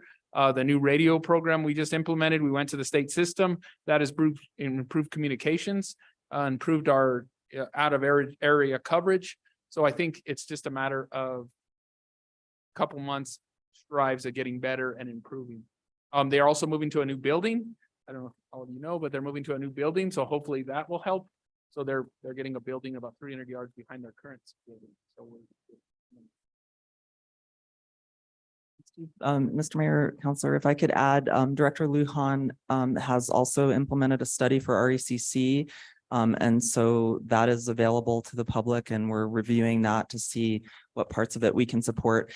One of the things that they've said is that many members of the public call 911 for non-emergency reasons. So because we have a public forum here, I'd just make a plea to our members of the public, only call 911 in a real emergency. It's not an emergency, call the non-emergency number. And if you have a question about, your gas bill, call the gas company. And if you have a question about, animal services, you can call the non-emergency number, but really think to yourself, is this an emergency? Because it has a tremendous impact on the staff's ability to triage calls and dispatch if they're bogged down in things that aren't emergencies. So I just thought I'd put in that PSA. Yeah, that's a good PSA. And, for anyone that's listening, I actually saved the non-emergency line in my phone because it's really annoying to have to, Google. And so go ahead and save it. And then it's a lot easier to access it. Sorry, I lied. One more question. And I'm sorry if we did discuss this and I just missed it. We have a mutual aid agreement with the county, and I'm curious how that has impacted the results of this study. Did we throw out any results that were us responding to county, and how that may have impacted, or vice versa? Yes, so great question. All of the workload and the data that looks at unit hour utilization, the workload, how many calls, whether you had concurrent calls or simultaneous events, all of that included your city resources, whether they responded within the city or external to the city. So from that perspective, it was all accounted for. When it comes to specifically the non-response things, that's anchored to your geographic area in each of the station first due areas, which are planning zone. So part of the equation includes all the activity both in and out. But when it comes to the rest of the things like building, socioeconomics, demographics, all that's anchored to your city boundary. Got it. Thank you so much. I appreciate it. No further questions at this time. Thank you. Others? I'd like to follow. I think these questions have been really terrific, and mining this report is important, and we should continue to do it. And kudos to you all for getting it done and bringing it to us. I think Councillor Cassett was asking some of the questions. I want to do a quick follow-up on the RECC 911 dispatch. One of the recommendations toward the end is that the city should look into performance standards for the RECC. I don't know whether this is for Chief Moya or our consultant friend or the director Choa, but where would those performance standards appear? How would they be negotiated? And what would they typically say if you've seen them in other jurisdictions? Sure. So there's one broad assessment that Nina uses that looks at the call answering time. So it's really just the time from 911 until pickup. So that's a pretty universal report out for most agencies. But what I would categorize as best practice dispatch centers has a system of performance measures internally to say, for example, that a high acuity call, a not breathing or structure fire or something like that is processed in X number of minutes or X number of seconds. And then there's a progression where a lower acuity call, for example, odor of smoke or the ground level fall, that they're not, hurt or something along those lines. They may ask 15 or 16 questions to get to the solution, to where the most emergent questions could be answered in, say, 3 or 4 questions, depending on the severity.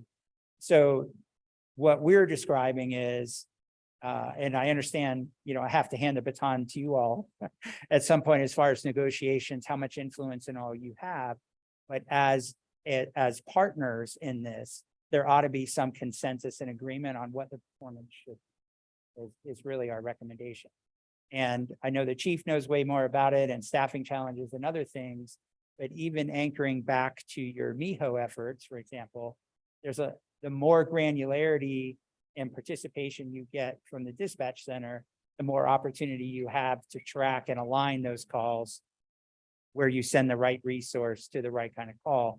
And that was part of the challenge in our assessment of the program in particular, was that it wasn't as clean to say, this is a structure fire, this is an EMS call, this is a MIHO call coming from the dispatch center. So there's some moving parts and a lot more collaboration that could help all parties involved. Thank you. Steve, how would you go about getting a performance standard, or maybe it exists and you've already gotten it on the books? Mr. Mayor, me and Manager Blair, I think they're evaluating that in their study. So in that study that they presented to us at the Public Safety Committee meeting, that is going to be one of the recommendations that their study is doing, is how do they evaluate their own people? How do they evaluate that call? So not just mostly punitive, but also let's review the call. Let's see how well you did on the call. So what you said is it's not there yet, but it is part of one of the recommendations in their study, is to have a way to have their dispatchers get better by going and reviewing calls. So I think we're in the right direction. And then the RECC board will also do recommendations moving forward into that. Great, thank you. While you're there, Chief, I have a follow-up to the theme that, again, Councillor Cassett was raising about the mutual aid agreement we have. Not so much about response time, but utilization of our resources. Because you've pointed out several times that when calls come in, we have to sometimes juggle where the response comes from if an existing unit is already out responding to a call. I didn't find any data here. Maybe it is in here, maybe it isn't, about the percentage of calls that you're now responding to because they, that are county generated? Or what can you tell us about the demands placed on our team by the mutual aid agreement and how that stretches your resources? Is it manageable? Is it growing? Is it disproportionate? How big is it? How frequent is it? Where are we deploying our admittedly scarce resources to respond as good neighbors, but it stretches us thin? Mayor, thank you. That was a great question. We did do some data and I'll get that data to you. But as on a high level, we are going out there more. I've met with the chief just recently to just let them know we're there to help, but we're not there to take their calls for them. We're trying to fix our growing demand within the city. So we're there for automatic aid. And at the end of the day, it doesn't matter what's on this or who's on the shirt, whoever's going to that call will just get fixed. But we are in a very different mindset, in my opinion, as the chief, and I have very big ties to the county, but we always tried to take our calls. We're prideful in that. You know, we don't want the county to come in there. We do have an automatic aid agreement with the ski basin, so that will never change. And that's best practices for us. That's Chief Rivera, Councilor Rivera knows that. You know, we're always a closer unit to the ski basin, and we're never going to make the county drive across town to go up there because that's not good for business for the residents that come up to the ski basin. But our people are taxed to go out there way more often. We're able to back up our resources. And if we get a call in District 1, we can bring our units. Well, I know for a fact, Med 80 down there in the Hondo area, sometimes they only have one unit. Once they go on a call, they're already out of units. And so Station 4 is usually responding first to those areas. So it is hopefully getting improved in the county. I can't talk on behalf of the county, but I will say there is more demand for us to go out there and to help them. But that is what we're here to do. But it's not always, then it taxes our resources and it affects our people, especially on fires. It's getting very taxing because they don't have ladder trucks like we do. So when they need a ladder truck, they're calling for our trucks. So it's getting a little more taxing on our bigger units, because if we send 2 engines out to the county, we're down to 3 engines in the city and that's it. So I think that is where the give and take needs to happen. But when we have a fire here, I'll let everyone in this room know, I've been here 22 years. They've never come to the city, but maybe once or twice. So we don't ask for his help, but we sure give a lot more help out to them. I'll just leave it at that. So we had a good follow-up question from Councilman Villarreal earlier about the issue of revenue and cost sharing and revenue generation. Do we have any kind of a cost sharing agreement with the county that says, based on calls for service that the city goes to respond to in the county, there's a payment, a transfer payment, or is it just we have a good neighbor policy that whatever it costs, we absorb that cost? Mr. Mayor, I don't know of that. If Aaron, Sherry can help me with this. I don't think there's anything in the mutual aid agreement. I think it's just a good neighbor thing where they're taxed and we go respond. We do bill. So if we go to that call in the county, you know, we're going to bill that resident just like anything else. So the county wouldn't get that revenue, but that's the only way we're going to get revenue. I don't think there's a way to bill the county directly for taking those calls. Mayor Weber, I think I missed the question. Is it? It had to do with whether legally there is any kind of an agreement between the city and the county, given the burden sharing that we have with the county for responding to calls that I don't have a specific number, but it sounds like it's a growing volume. Is there a commensurate revenue sharing or cost splitting agreement? I know we get $25,000 a year from the county for our libraries. Do we get anything back for all of the work our fire department provides the county? Very, I understand the question now. Thank you. Under that mutual aid agreement, we do not, other than the revenue from the client that Chief Moyo was just describing. Okay, thank you. That was the answer I was trying to get to. I have a couple more very specific items I'd like to go to. I'm excited to hear about the MIHO study. I was just at a conference of mayors in Washington DC. I think there's not a city in America that isn't moving toward this kind of a unit development to respond to different kinds of calls for service. They're not strictly speaking police. They're not strictly speaking fire. They're social. They are people having, as we've said here in this auditorium before, people having the worst day of their lives, and growing that enterprise, growing that team, and focusing it properly so that we get not only the best response from that group, but also we alleviate demands on other first responders is a strategy that I think absolutely makes sense. When you look at the study that's underway, if you have any other kind of top line description of what it will address and when we might be able to see that result, because it strikes me as absolutely essential to the process you're going through right now of aligning resources and deploying them, and under Director Choa, really building a community health and safety department that can be multifaceted in that way. So where's the study? What might it produce, and when might it produce it? Mr. Mayor, yes, thank you. Assistant Chief Johnson is working on it. We're currently getting bids. We're shooting for hopefully, I want it done before we get to this budget cycle. So my goal is 2 to 3 months. I think Steve would probably give me more of a better estimate of what his proposal is when he's gives it. But I think our goal is try to get it done before we go to budget season, and we try to have a very clean alignment. I want it that way. I will say that division is very complicated, and I want somebody else to tell me, some ways to improve it.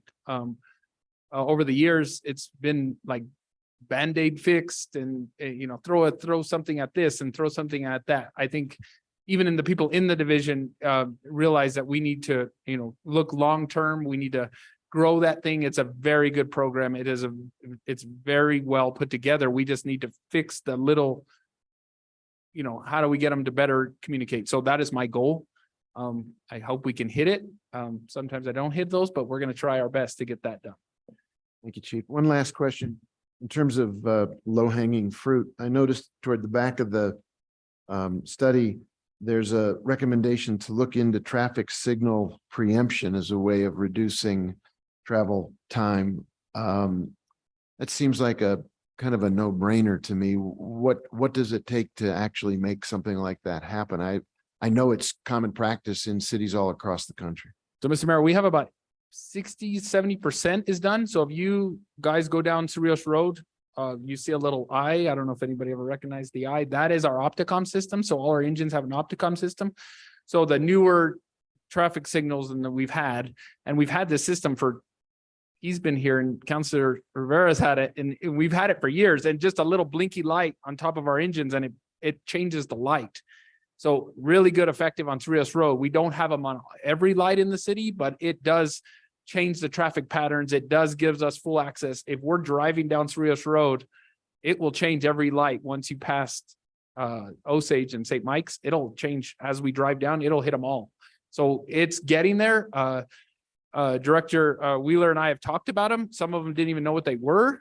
So we're getting better at communicating, but I think that's a positive, easy fix, is putting those Opticoms on there and being able to change the lights on everything in the city, because then it won't cause that issue of we come to a red light, we have to stop like everybody else and make sure we clear the intersection and then proceed through it. So if we can get that. So we are moving in the right direction. And I think it's about 65% of the lights in town have the Opticom system put on. So. Right. I just want to congratulate you all. I think when you look at this comprehensive approach, it's something like that, a technological fix that can simply adjust our response time to staffing levels, to locations, and the well-being of our firefighters and our first responders. And you raised the question of sleeping quarters and whether or not not just whether the existing stations are in the right place, but are they configured as we grow as a fire department and a response team? Have we really created the stations in the configuration so that they're really good for people to be there and to get out of them rapidly and in an effective manner. So it's very comprehensive and it couldn't be more timely. Appreciate it enormously. Any other questions? Yeah, Councilor Rivera. Not a question, but a comment for the governing body. Station 7, which is by the Chavez Center, was built with Richards Avenue crossing in mind. And because it hadn't happened, we had to come up with an agreement with Game and Fish to have that dirt path that we can cross over, but a paved Richards crossing would be so beneficial for that station, getting the different parts of the town that I think that's important. And then Station 8 out in Tierra Contenta was designed for Paseo del Sol West to continue all the way around till it met up with the roundabout by Jaguar. So again, those roadways need to happen. So as you continue to hear about those, please keep that in mind. Thank you, Councilor. It does point out this is a system. It's not just the stations, it's the whole system that enables them to do their work and meet those response times effectively. Any other questions or comments? It's really been a fruitful dialogue. Thank you all for being here. Look forward to the next phase and to additional questions I know the governing body members will want to follow up with. Yes, sir, Mr. Mr. Mayor, real quick, if you guys have any more further questions, we can always set up a Zoom if you would like with Knight and I. So please don't hesitate to reach out and we can do that in advance and we can set up. He's more than willing to do that. Or if you want me to come back to another governing body meeting, we can also do that as well. Thank you. Thanks, Chief. Thanks to all the folks who are here from the department. It's great of you to be in the room and to be part of this. It's we appreciate you enormously. Thank you. Thank you both. Madam Clerk, take us to the next item, please.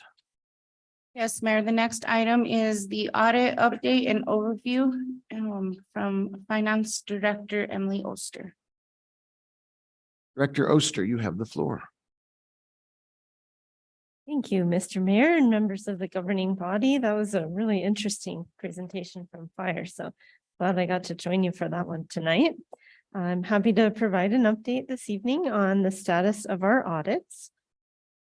We have continued our weekly update meetings with Carr Riggs Ingram and Clifton Larson Allen. We have one on Mondays with just Clifton Larson Allen and another one on Tuesdays with both Clifton Larson Allen and Carr Riggs Ingram.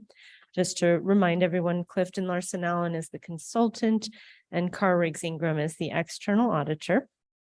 We have added additional project meetings, additional progress meetings with leadership from Carr Riggs Ingram and Clifton Larson Allen. The mayor and the city manager have joined me for several of those meetings and they've been very helpful. We asked for recommendations from those folks in leadership regarding changes that we could implement to increase the speed that we're moving in completing the audits. And we are now working on implementing some of those recommendations, including adding additional staffing and identifying support and resources to assist specific departments that are still working on wrapping up their FY23 activity. We continue to have great cooperation from city departments. We've made significant progress since my last update in wrapping up FY23 activity in the Munis system. We do have some lingering items still remaining. As I mentioned, we have requested additional support from Clifton Larson Allen to try to help get those things wrapped up. And it's really an all hands on deck effort that continues to be the case. The finance staff is very focused on this goal of completing the FY22 and 23 audits. The department staff throughout city government is also very focused and very committed. City leadership, the mayor, the city manager, the city attorney, everyone is fully engaged and working as hard as we can to complete the audits. And we have a great partnership with our consultants from Clifton Larson Allen, as well as our external auditors from Carr Riggs Ingram. As I've mentioned before, this is a collaborative process and there is time and effort required from throughout city government. Sometimes we have short notice requests that come up unexpectedly and everyone jumps right in and responds quickly, which I really appreciate. This is a busy time of year for our partners in the consulting and in the external auditing area. Most governmental audits in New Mexico are due to the state over the next 60 days to the state auditor. Many of them are due between November 1st and December 15th. So we really appreciate those excellent working relationships that we've developed with Carr Riggs Ingram and Clifton Larson Allen, and those strong partnerships and those commitments that our vendors have to helping us get caught up on our audits as quickly as possible. From the CRI perspective, we have 2 new resources that are coming on to our engagement.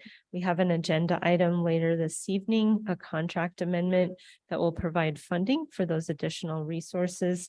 The purpose is to increase the speed as requested by city leadership.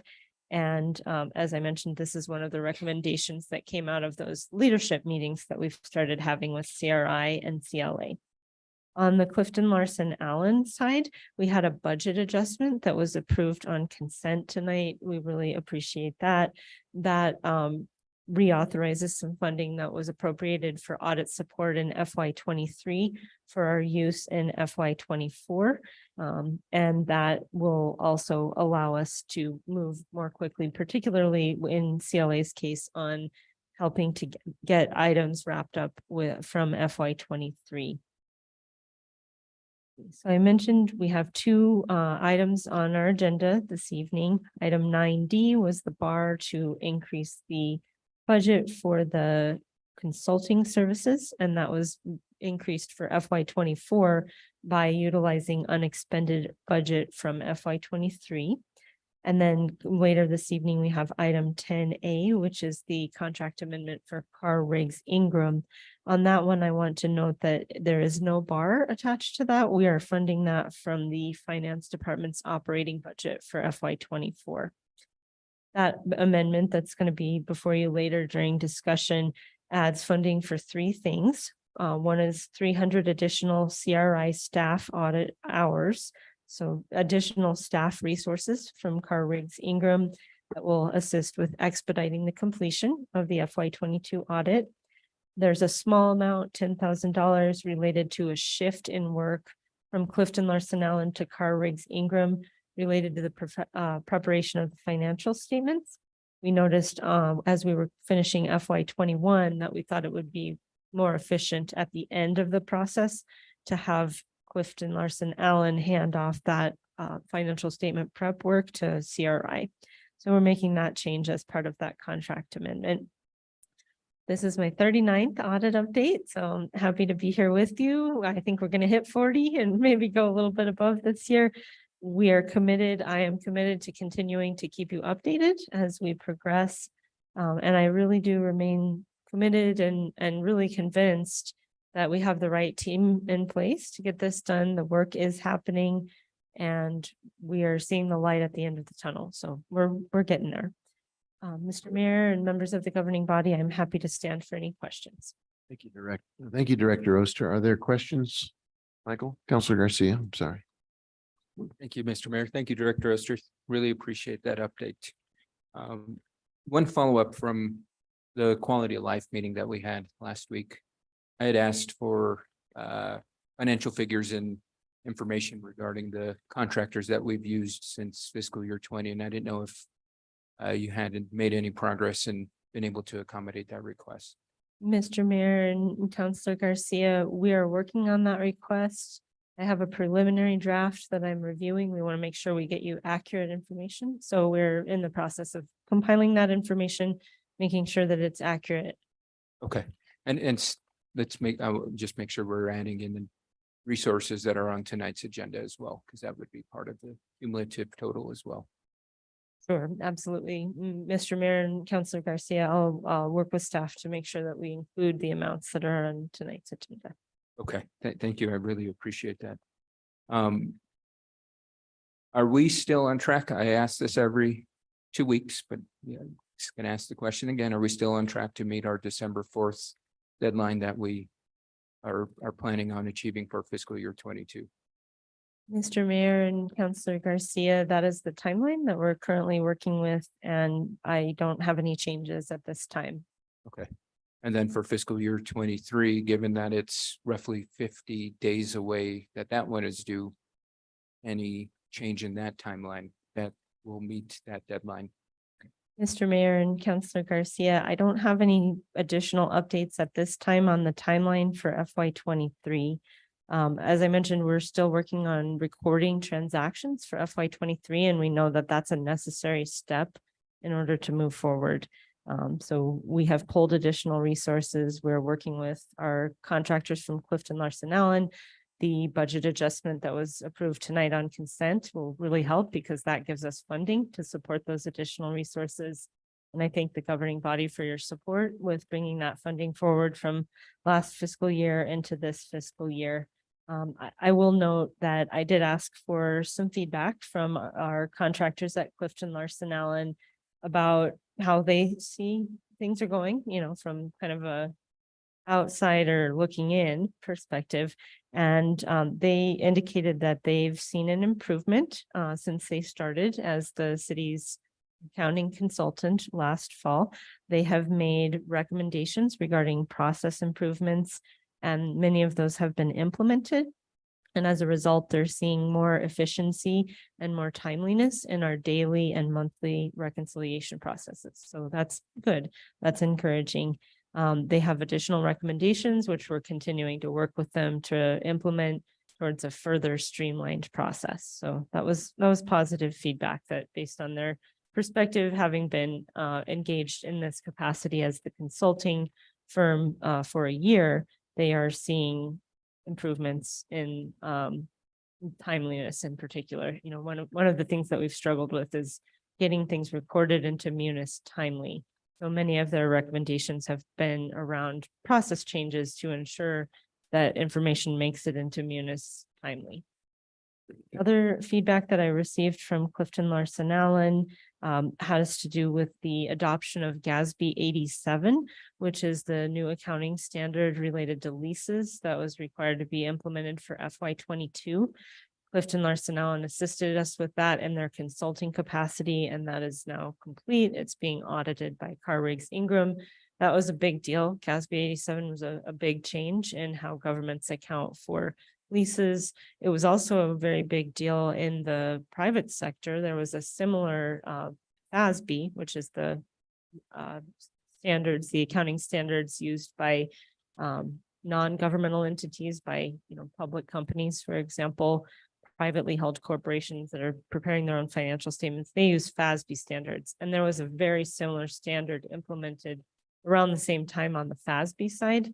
The accounting standard setters have a goal of uniformity to try to make the financial statements consistent across types of entities, which will hopefully make them more usable for investors, particularly who are, looking to purchase bonds, for example. The successful implementation of GASB 87 is a big deal. The city has a lot of leases, so that was, important to get done in FY 22. We did that. It's, like I said, now being audited. No issues have been identified so far. And then there's another accounting standard, GASB 96, which applies a very similar type of accounting to what they call SEBITDAs. And at the risk of boring you to death, I'll just say it's basically cloud-based software. And so in the past, it hasn't really been captured in the balance sheet part of the financial statements. But now going forward, after the adoption of GASB 96, we will have assets and liabilities related to our cloud-based softwares. So Clifton Larson Allen is assisting us with that implementation as well, and it's well underway. The good news on GASB 96 is that it's a much smaller population than the real property and equipment leases for GASB 87. So that was the feedback that I received from Clifton Larson Allen. One other note that they did include here, we had an accounting manager depart in the spring in May. And Clifton Larson Allen stepped in and provided a resource who came here and traveled here for several months, a couple of times a month, to help us get through that transition. We've since been able to hire additional staff, including our new controller, Josie Bolden, And we're to the place now where that member of the contract team is no longer traveling here. They're still working on our audits as part of the team, but we've made progress in developing our own internal strength with some key hires, including our controller, Josie Bolton. Thank you, Director Oster. I really appreciate that thorough overview. Last question, and I don't know if you went over this, and I apologize if you did. 2 weeks ago, you had talked about a trial ballot. It's been submitted on October 16th. Were we able to meet that deadline? If not, or hopefully we've since then, because the 16th is roughly 10 days ago. And so any update on that would be helpful. Sure. Mr. Mayor and Councilor Garcia, the 16th was the deadline that we set internally for all remaining activity to be recorded in Munis. So that was the deadline for FY23 period 13, which is the adjustment period. And that should really only be used for adjustments. We shouldn't be recording routine activity in period 13. We should just be recording adjustments that came up really after the end of the fiscal year. Our deadline for activity to be recorded in periods 1 through 12, which is the regular activity, was back in July. And then, of course, by our month-end close process, we have deadlines around the 15th of each month for the previous month. So that deadline was not related to the trial balance. That deadline was necessary in order to get to a preliminary trial balance for FY23, but it wasn't the deadline for the trial balance itself. But in order to get a trial balance, we have to have all the activity recorded in Munis. So that's what that deadline was about.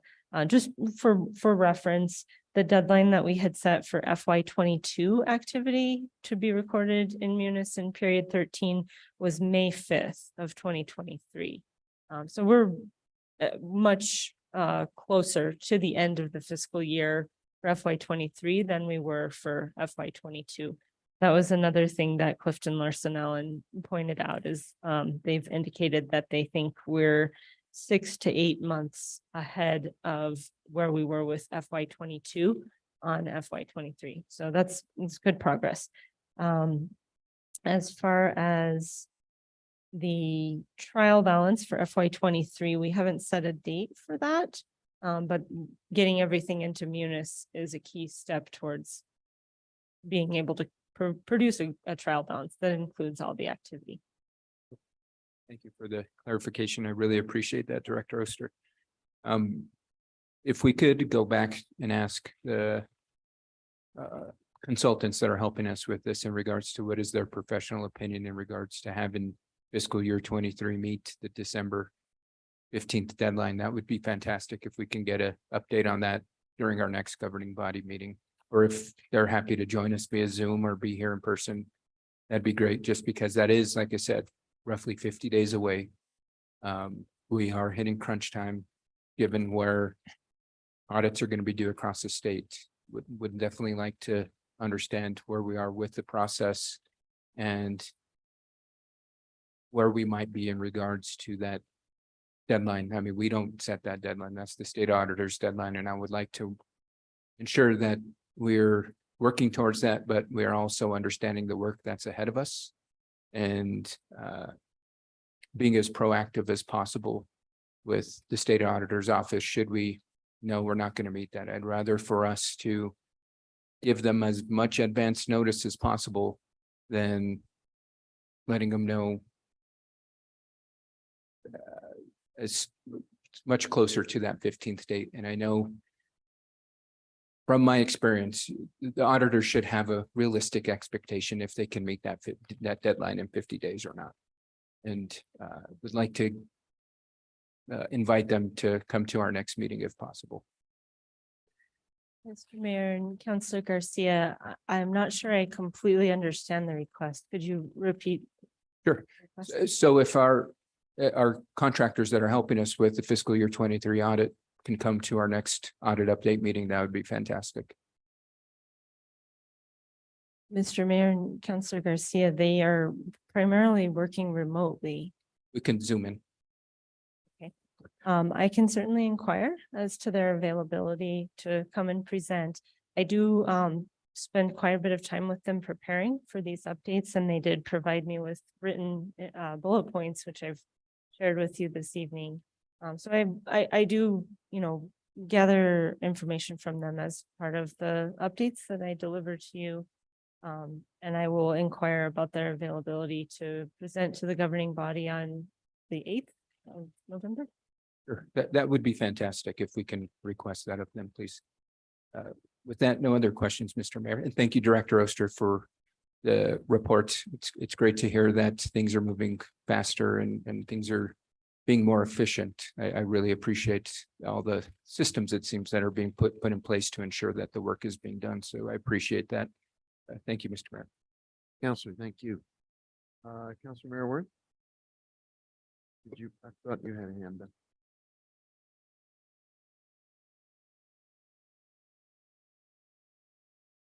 Director Oster,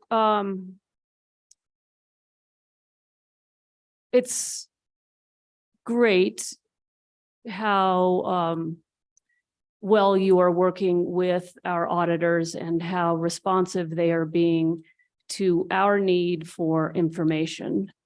I do believe that there is a process by which they and we change our schedule.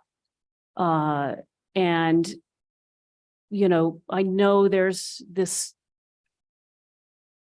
dying curiosity, is what I'll call it, to know for sure that we're going to hit these deadlines. And you are, I think every day you are working as hard as you can. Your team is working as hard as you can to move as fast as you can to get where we need to be. But I guess it's not clear to me at what point you would know exactly what's going to happen. And I think there's a lack of understanding about what happens and how the process works for changing that finish line. And I don't know if you have any thoughts on that. Certainly, Mr. Mayor and Councilor Merworth, members of the governing body. As I've kind of mentioned before, the whole process of auditing is very procedural, and there are rules laid out in great detail.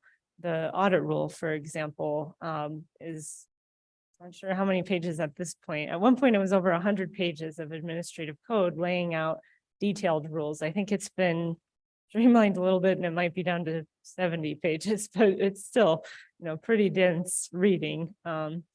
So, it changes to the timeline for an audit. There's a process that's prescribed in the audit rule, and there are steps that have to be taken in a certain sequence. So I think, we would need to follow those steps if we, we're in a position to need to change the timeline.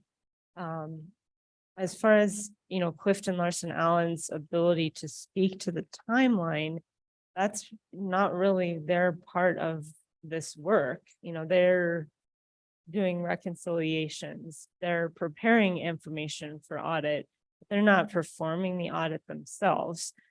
The audit rule doesn't govern consulting. It governs the work of the auditor, and it governs things that the entity does. For example, the procurement process for selecting an external auditor is laid out in very great detail in the audit rule.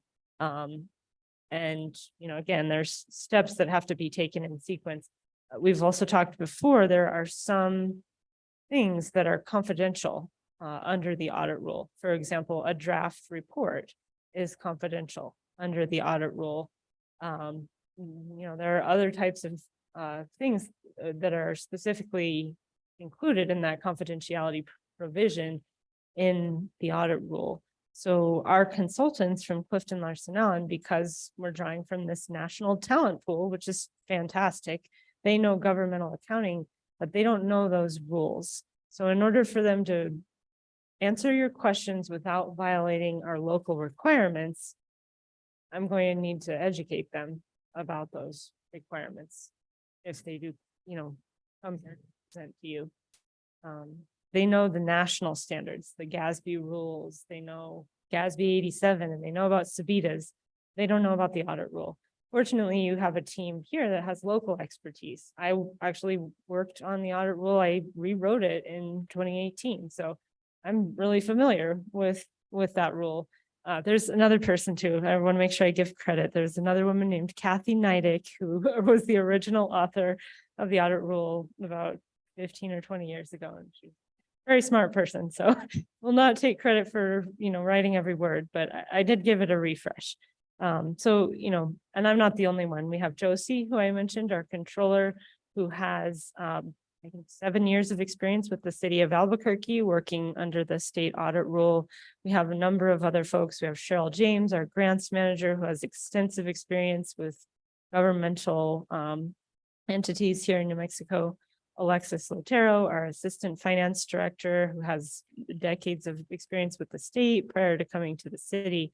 So, the expertise in those local requirements, like those that are laid out in the audit rule that specify the steps for different tasks that need to be performed, are your city staff.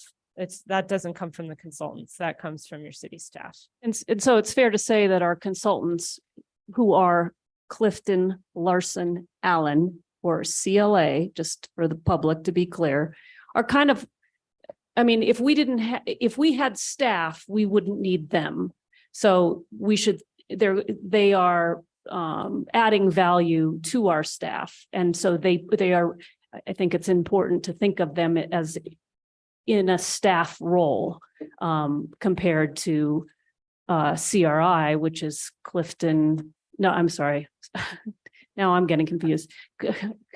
Carson, now tell me again. Mr. Mayor and members of the governing body. So we've got Clifton Larson Allen, Right. who's the consultant, and Carr Riggs. Riggs Ingram. I knew you weren't right. Yeah, it's funny because I was thinking to myself this earlier this evening. I was like, oh wow, these have really become household names. Like I could rattle these off no problem, and yet here I am completely tripping over it. So Carr Riggs Ingram are the auditors. And they are under a very prescribed process. And I think it's important for the public to know that, as you say, there are a lot of rules and a lot of processes that have to be followed in accordance with those rules. And there is a confidentiality piece to some of this that's obviously very important to protect the integrity of the work that's being done. And that's the reason for it. So I think, again, I'll just emphasize we're all anxious and looking forward to getting across the finish line. And I will, again, thank you and your team for all the work you're doing. That's all I have, Mayor. Thank you. Councilor Garcia. Thank you, Mr. Mayor, and I appreciate my colleagues' comments, but I think both CLA and CRI are experts in the sense that they know that what the work ahead of them entails. I look at it in the sense of a contractor that's building a house. They're an expert in regards to knowing that it's going to be a 6-month process or a 2-day process in regards to the work that's ahead. And they factor in everything that they need to do because they're the experts at that. So I think they would be well suited to be able to let us know what the work ahead entails. Now, in regards to concerns around confidentiality, I think if we get to a point where that is a concern, there's nothing that prevents them from saying, I can't talk about that because it's a confidential matter. What I want to remember is that these consultants, whether it's CLA or CRI, the service recipients is the public. And I've been asked well enough time by my constituents in regards to what is the work ahead. And I believe we owe it to the public to answer that question for them. And given that these consultants are being paid by taxpayer dollars, there's nothing that prevents us from asking that question and having that update be provided from the person who's being paid by taxpayer dollars. And if there are, again, concerns around confidentiality, we can brief them prior. We can set up a system where we give notice to the public. There might be instance where a question can't be answered or information can't be provided because it's might compromise the integrity of the audit. But I think at minimum, there is the allowability and information that these experts, and that's why we hire them, because they are the experts, can help provide an update. And it by no means is it a disrespect to you, Director Oster. I really appreciate the updates. But I'd like to get information from the auditors in regards to what the work ahead entails. It's not that I am curious to know. It's because we have a deadline set by state law.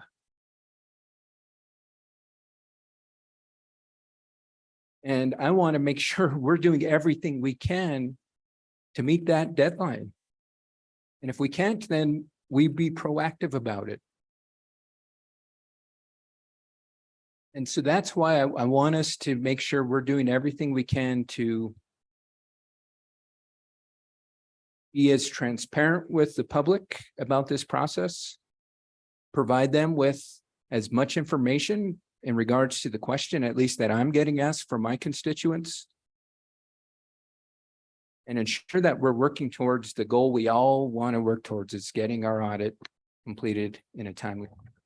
Now, whether that's the 15th of December or a later date, I can't tell you. I mean, that's where I think I would like to hear from the experts we've hired. And that's why I've asked that we bring in the experts we've hired, just to get an update from them. Just as the example I gave earlier about, you know, a contractor building a home.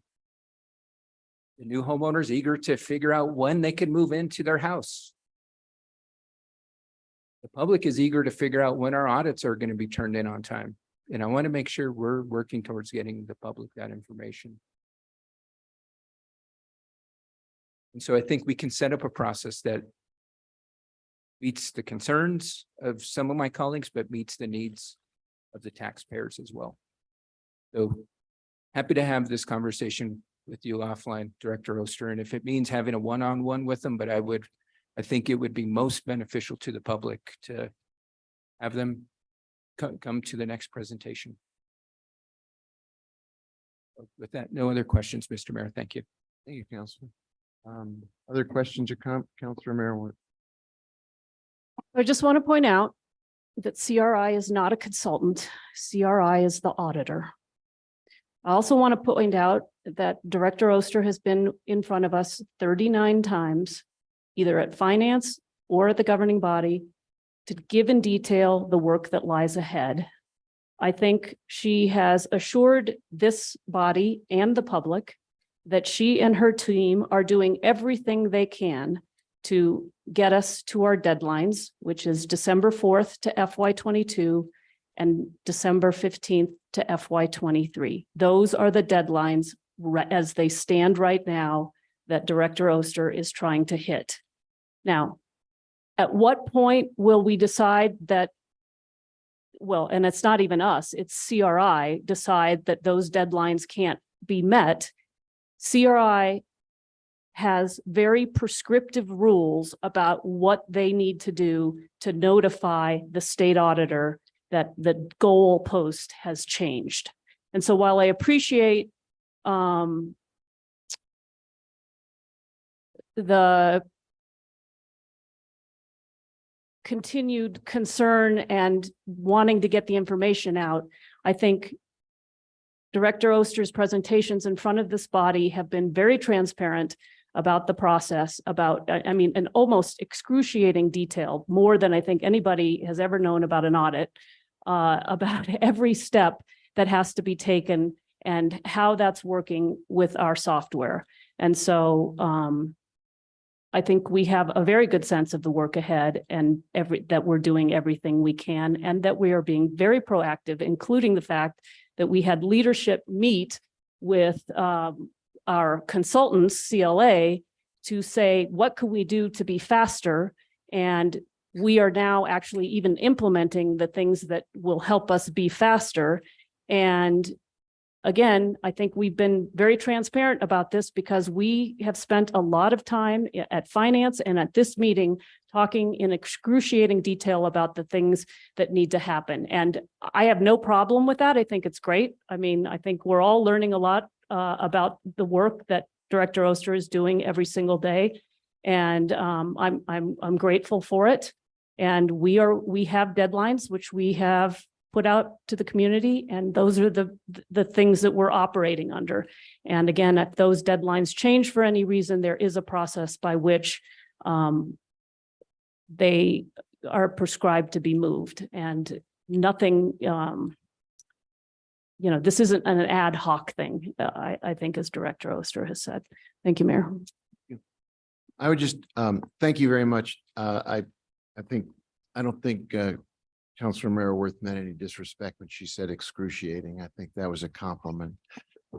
I would just make a couple of suggestions. One is, Councilor Garcia, if you have specific questions that you want either Director Oster to respond to offline, or a consultant, or an outside entity that hasn't been brought into this room, please submit those so that we can all be prepared in advance and we know ahead of time where we're going. Because I think it's important to continue to educate ourselves and the public about not just the deadline, but the process and how we maintain integrity in our finances and in our operations in the finance department. So I think written questions in advance is always a good practice. I think, and also offline conversations are always welcome. I also think it's useful for all of us to think about if we want to get more context, rather than simply look at kind of a yes or no answer. If we're really looking for context, I would welcome suggestions, Director Oster, of other people we might want to invite, so that we could get a broader picture of how the audit landscape looks. How does it look to the state auditor? How does it look to our neighboring jurisdictions? How does it look to the world of finance in cities today? It's a complicated time to complete audits. The reason that those numbers that Councilor Garcia is asking about in terms of outside consulting help, whatever they end up being, one explanation is going to be how hard it is to attract and retain talented people in city departments, not just in Santa Fe, but across the country. And so, since we don't have a choice of not doing the work, we can't simply say, I'm sorry, we're not submitting an audit this year. That's not an option. We can't go by the boards and say, that's an optional activity, we won't do it. We have to find the means and the ways to get it done, whether it's on time or not on time. Obviously, we want it on time, but we want it done, and we don't want to just take a pass and submit no audit.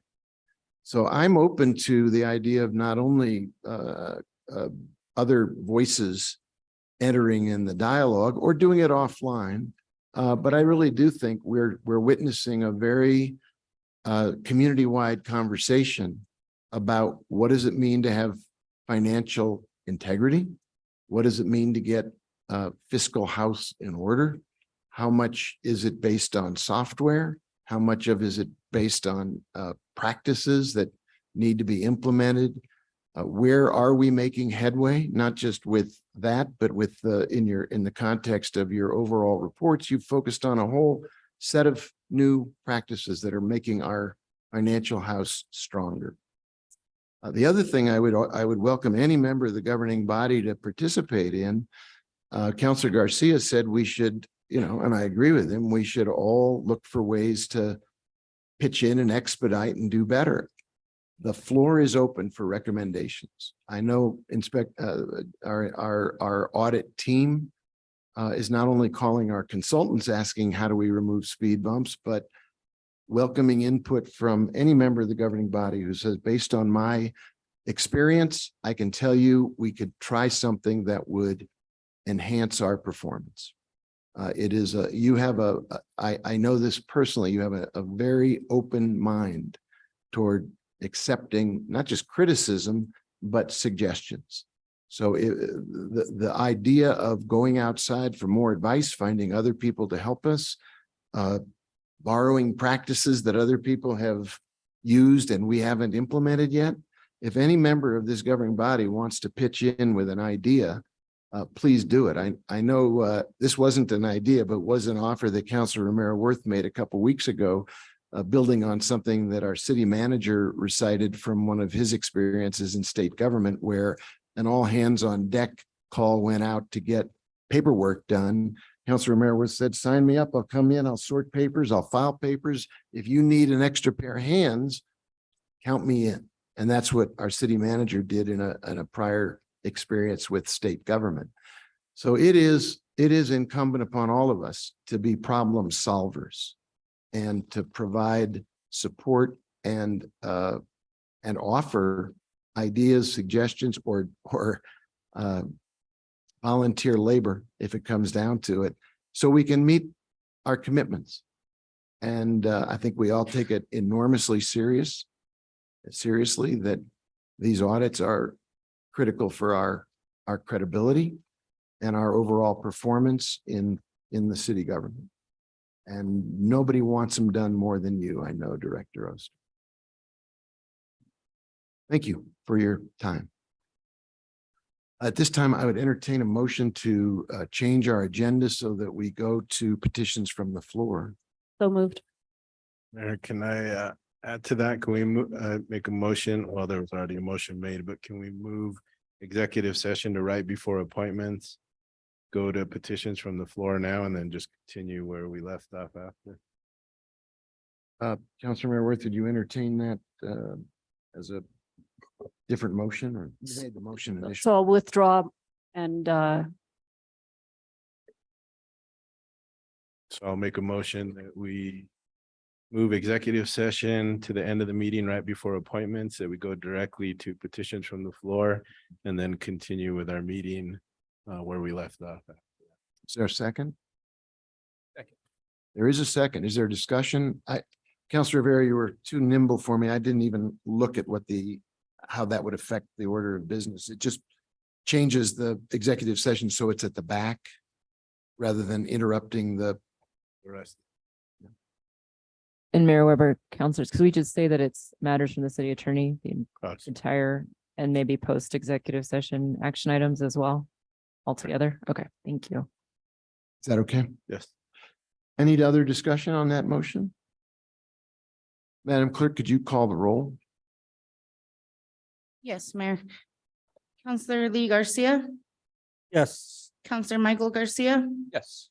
Counselor Lindell, Counselor Rivera, Counselor Romero Worth, yes. Councilwoman Villarreal, Yes. Counselor Cassett, Yes. Counselor Chavez, Yes. Mayor Weber, Yes. motion passed. Thank you. In that case, Madam Clerk, I think our next order of business would be petitions from the floor, both here in the room, but also since our attendance tonight is rather sparse, perhaps from Zoom attendees.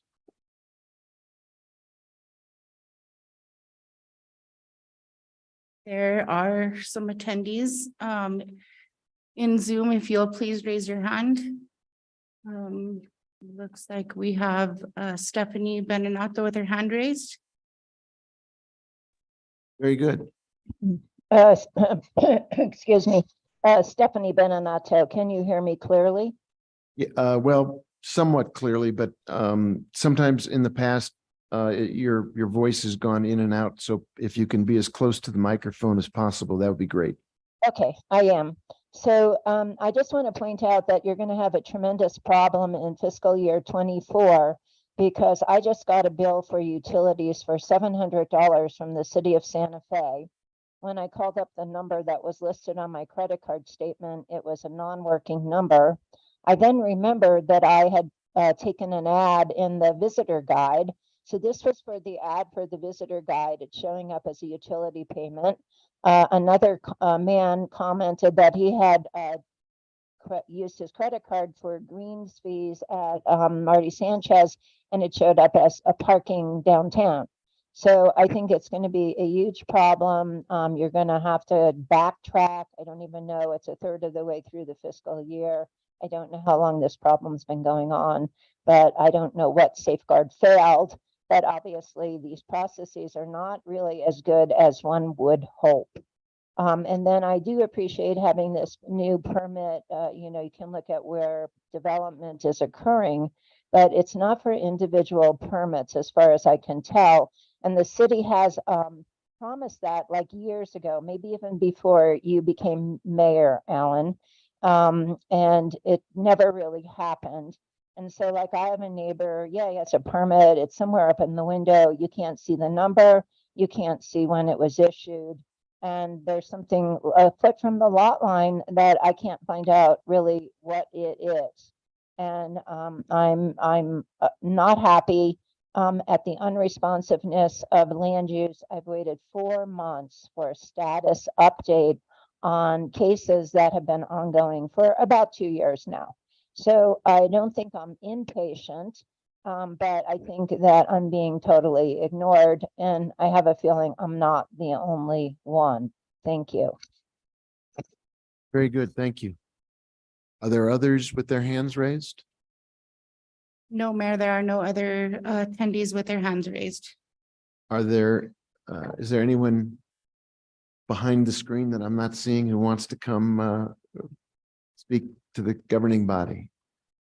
If not, I will take that as a sign that we can move on to the next item on the agenda. Madam Clerk, if you would please take us to the next item before us.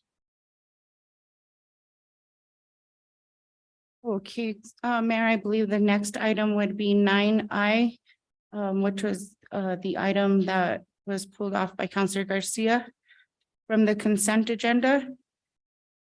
It is a request for approval of amendment number 1 to professional services agreement item number 22-0378 with Tyler Technologies Munis upgrade for senior finance subject matter experts and tester services with IT Connect Inc. for consulting services for the finance department in the total amount of $108,312.50 through June 30th, 2024. And Finance Director Emily Oster is here. Move to approve. Second. There's a motion, and I think Councillor Cassett made this second. I think Councillor Garcia, you asked to have this pulled, so you have the floor, sir. Sure. Thank you, Mr. Mayor. Thank you, Director Oster. Good to see you again. Just a quick question. Would this upgrade allow us to implement the module so reconciliations can be conducted? Mr. Mayor and Councilor Garcia, this contract is related to the implementation of the capital assets inventory and work orders module, which is something that's been underway. It was identified as one of the top 5 IT priorities post implementation of the main Munis upgrade back in January. So this contract will allow us to continue working with our subject matter expert who has been working with us on the capital assets inventory and work orders. Okay, thank you. No other questions. Thank you, Mr. Thank you, Councillor. Other questions on this item? If there are no other questions, Madam Clerk, could you call the roll on the motion in front of us? Yes, Mr. Mayor, Councilor Michael Garcia, Yes. Councilor Lindell, Councilor Rivera, Yes. Councilor Romero Worth, Yes. Councilwoman Villarreal, Yes. Councilor Cassett, Yes. Councilor Chavez, Councilor Lee Garcia, Yes. Mayor Weber, Yes, motion passes. thank you. Thank you, Director Oster. Madam Clerk, could you then roll to the next item on the agenda, please? Yes, Mr. Mayor, the next item is 10A.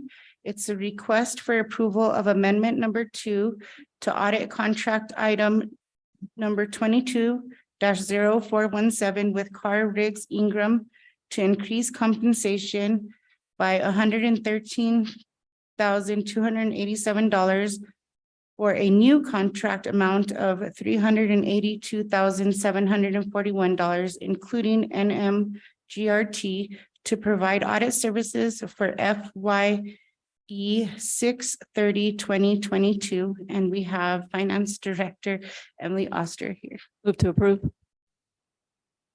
There's a motion and there is a second. Director Oster, do you want to, I don't know if there are questions or not. If there are, please raise your hand. If not, you might want to just simply give a quick explanation of the item so people listening at home or watching will understand what it's trying to accomplish. Certainly, Mr. Mayor. I touched on this in my audit update. This is the amendment to the Carr Riggs Ingram audit contract for FY 22 to add 300 additional staff hours and to shift the preparation of the financial statements from CLA to CRI. There is a small amount included for the gross receipts tax on the increased services. So those are the three components of this contract amendment. I would also note that this contract amendment is being funded by the FY 24 operating budget for finance. So there's no budget adjustment associated with this. It's just the contract amendment. Thank you for that. Any questions at this time? Yeah, Councilwoman Villarreal. Thank you, Mayor. Just wanted to know what the budget for the overall budget, how much is for out-of-state travel? Mr. Mayor and Councilor Villarreal, that'll be included in the 95,000 for additional compensation for those 300 staff hours. So the out-of-state travel will come out of that 95,000 along with the 300 hours. Do you know what that is approximately? I don't, Mr. Mayor and Councilor Villarreal. I can get an estimate from Carr Riggs Ingram. We do have the new resource who's from Florida that has joined us on site this week. So we have not worked out the details of his travel plans, but he is going to be spending time here on site in New Mexico. And that wasn't previously anticipated under the original contract. They were proposing to staff it with local resources. Local resources, okay. But they did have a travel budget last time, correct? Mr. Mayor and Councilor Villarreal, they travel from Albuquerque, so we pay them things like mileage, but not like traveling from Florida. But you said the majority of that also would be virtual, or they physically are here? Mr. Mayor and Councilor Villarreal, this is for Carr Riggs Ingram. Okay. Clifton Larson Allen is working primarily virtual. We scaled back on travel there because we're getting staffed up internally. So this is on the Carr Riggs Ingram side. They do a lot of their work virtually. But one of the things that they recommended when we met with their leadership was that having someone on site here was one of the things they thought would help accelerate the pace. Okay. Thank you. Any other questions? Madam Clerk, can you call the roll on that? Yes, Mayor. Councilor Lindell. Councilor Rivera. Yes. Councilor Romero Worth. Yes. Councilwoman Villarreal. Yes. Councilor Cassett. Yes. Councilor Chavez. Councilor Lee Garcia. Yes. Councilor Michael Garcia. Yes. Mayor Weber. Yes, Motion passes. thank you. Thank you, Director Oster. Madam Clerk, can you take us to the next item, please? Certainly, Mayor, that is item 10B. It's consideration of a resolution sponsored by Councilor Romero Worth, Councilor Villarreal, Councilor Rivera, and Councilor Chavez. It is a resolution directing the city manager to establish an Office of Equity and Inclusion. And we have Assistant City Manager Leila Archuleta. Thank you. I think I'd entertain a motion and then we'll have comments and questions. Move to approve. Second. There's a motion to approve this item and there is a second. Mayor, we do also have an amendment, which is to delete one word that was repeated unnecessarily. It's very minor. I don't know if you want to, maybe we just do that real quick, and then we can go to. That's a welcome amendment. Let's do that now. All right, so Amendment C in your packets. On page 3, line 4, after the word which, delete the word people. And the reason is there are 2 peoples in that sentence, and with 2 peoples, it does not make sense. So we are deleting 1 people. Some people. So is that a motion? Move to approve. Second. There's a motion and a second to amend the resolution. Is there discussion on the amendment? Could you call the roll on the amendment, please, Madam Clerk? Yes, Mayor. Counselor Rivera, Yes. Counselor Romero Worth, Yes. Councilwoman Villarreal, Yes. Counselor Cassett, Yes. Counselor Travis, Yes. Counselor Lee Garcia, Yes. Counselor Michael Garcia, Yes. Counselor Lindell, Mayor Weber, Yes, motion passes. thank you. So now we have a motion as amended.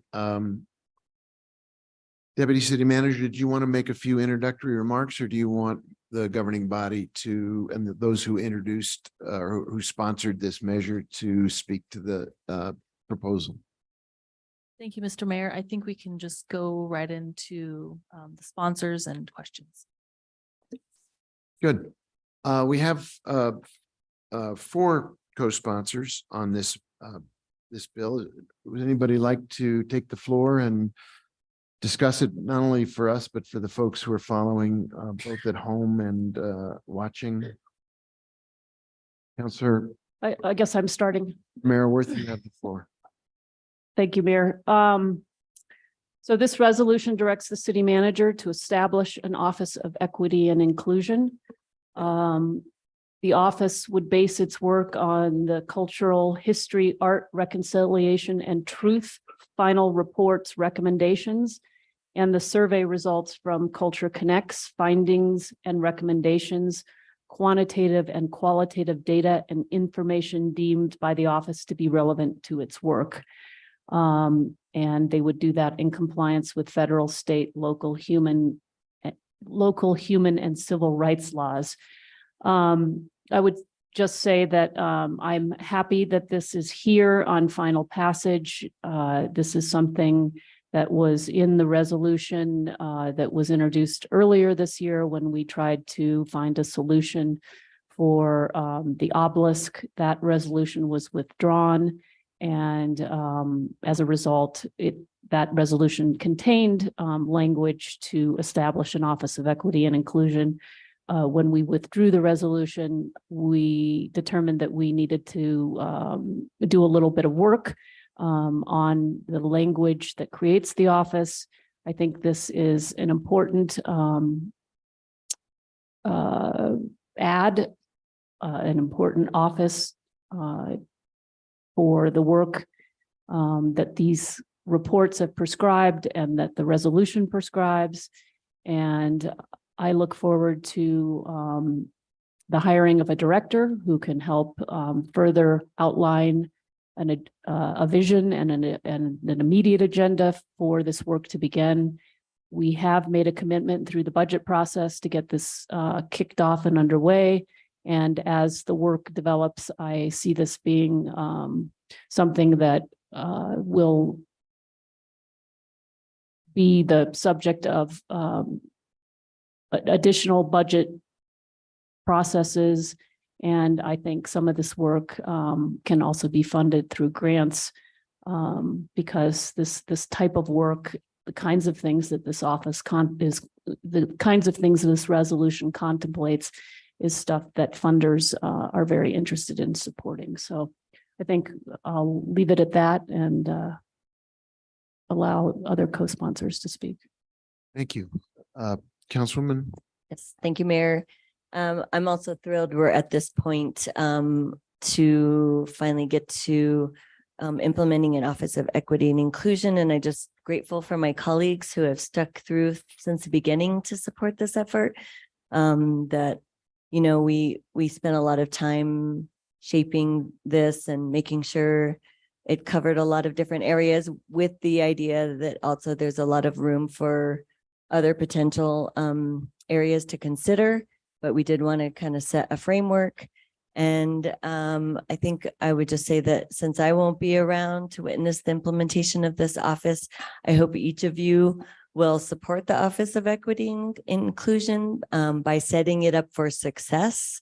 And what I mean by that is making sure that it has appropriate resources and staffing, and that the internal city leadership is and willing to improve, and taking a bold stance and making sure that we're looking at our internal processes and structures, and making sure that we're a reflection of where we want to be in our community.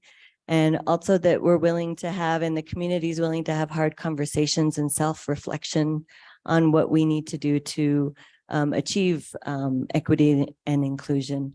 And I think it will only be successful if we take the mission and the purpose of this office seriously, and we don't just give it lip service.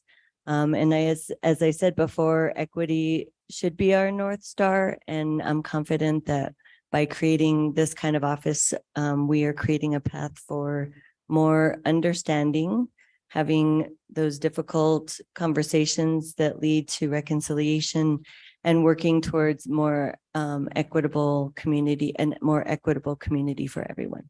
So thank you for the sponsors for continuing this work. Thank you. Other sponsors this time? Councilor Rivera. Thank you, Mayor. I worked on this some when it was first introduced, but wanted to take a minute to give all the credit to really Councilwoman Romero Worth and Councilwoman Villarreal, who really did the fine tuning and the getting nitty gritty about the FIR and everything else that needed to come with this. So I continue to support it, but I wanted to give them full credit because they really worked hard on this. So well deserved. Thank you. Thank you, Counselor. Counselor Chavez passes. You sure? All right. Other hands to discuss the proposal in front of us. Counselor Lindell. Thank you, Mayor. I'll be brief about this on page 3, the bottom of page 3 and page 4. It goes through 5 different responsibilities, and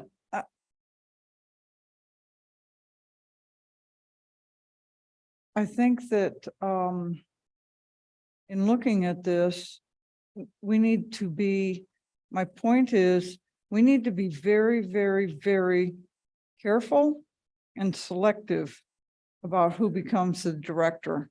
This is a mammoth amount of work that we are asking staff, one hired director, to do. And I'm actually a little uncomfortable with how broad this is. I think it's hard. It's going to be hard for someone to put all of this together. I know it'll take some time, but I also wish that we would have had in here, and I know I was told that, oh, we can always ask for that. I think we should minimally have an annual report from this office to see what has been accomplished, what the barriers are, what the successes are. But I just want to caution us about taking the time to hire the right person. We're asking a lot of a director with these 5 items.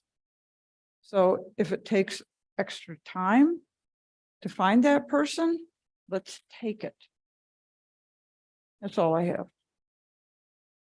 Counselor Chavez. Thank you, Mayor. I just want to agree with Councilor Lindell and the importance of the director having a sound relationship with our nonprofits and community partners.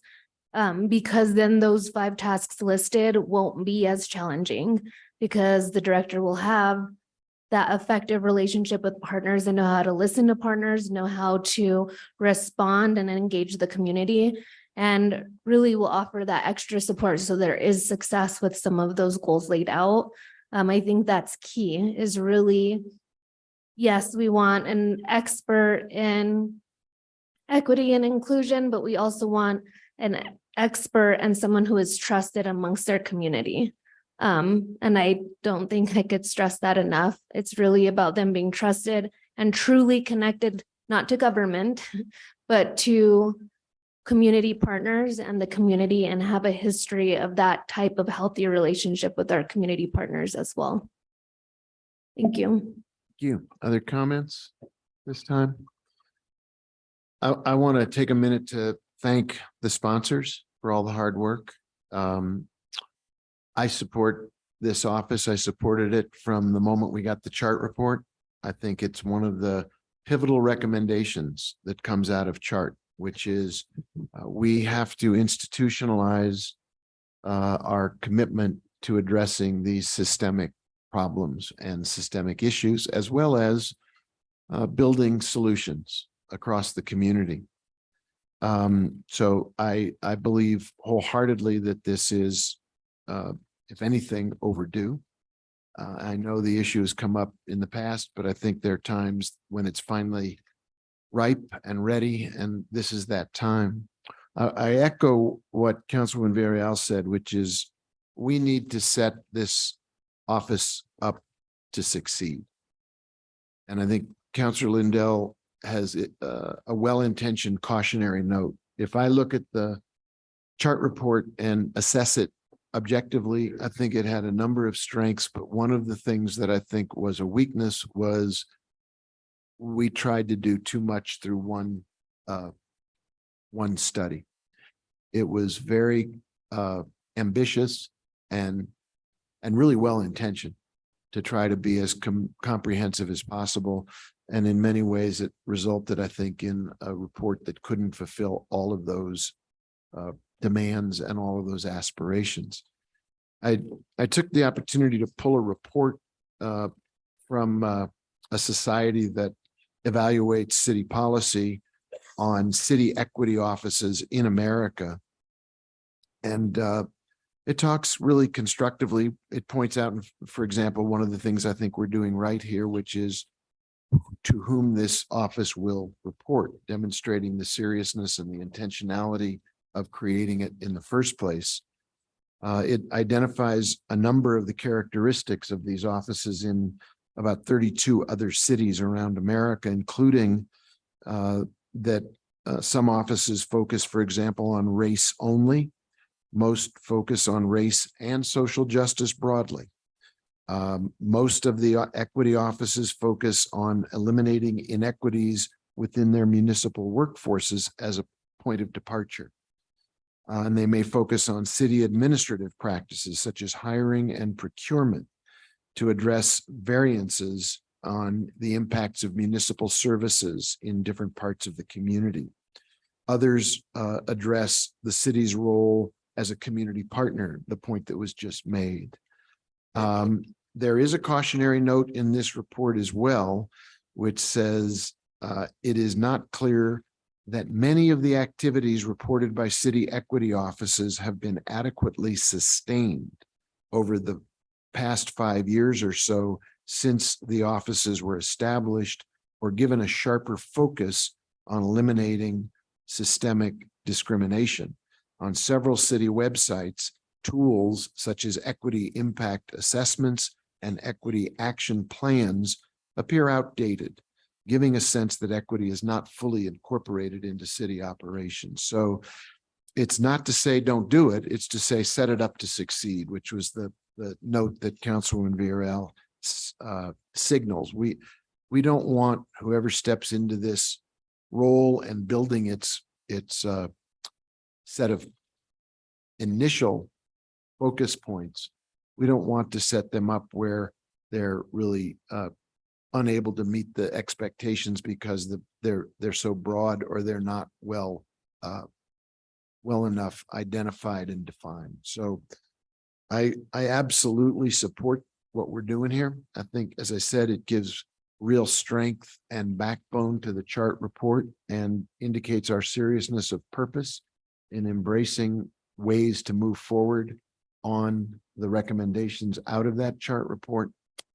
I will add to the record the youth summit that was held last week. The young people at the summit said racism was a primary issue on their minds.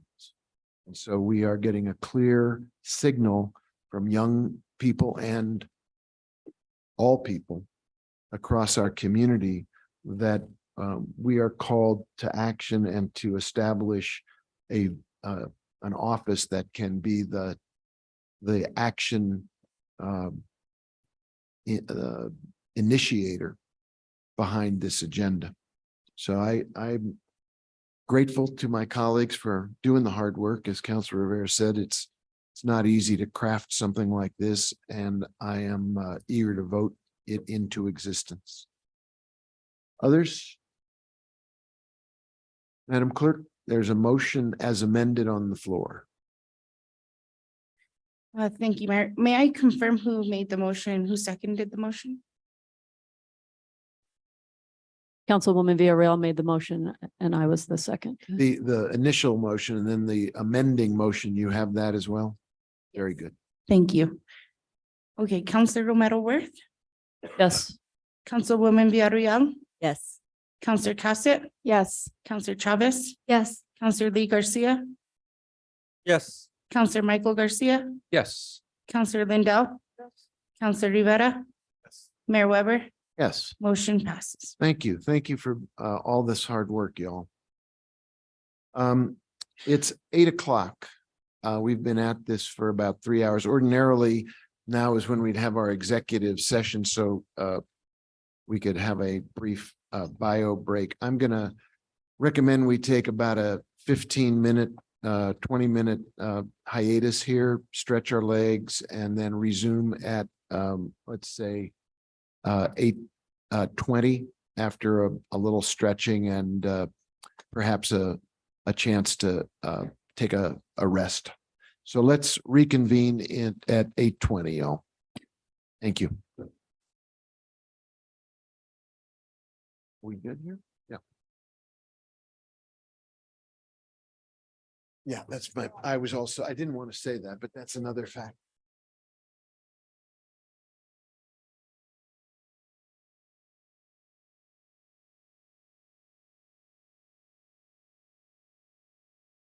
An executive session on the screen.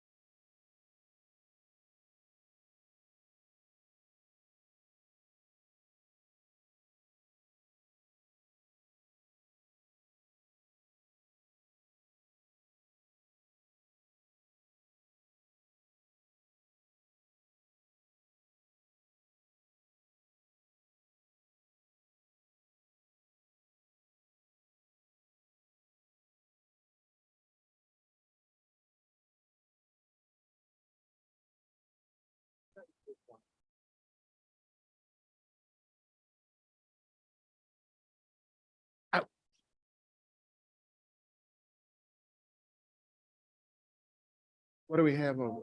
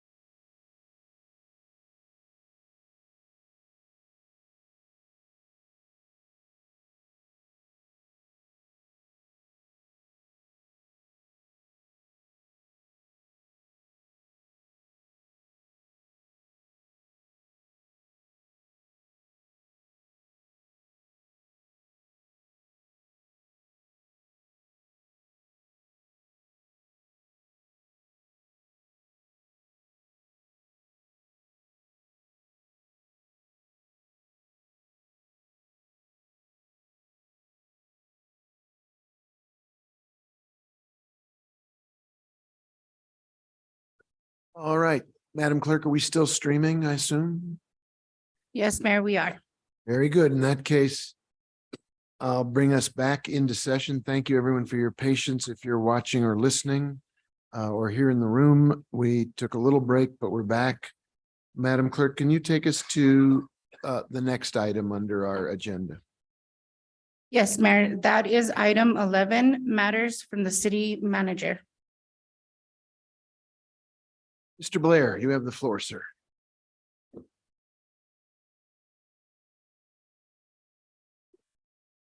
Thank you, Mr. Mayor, councilors.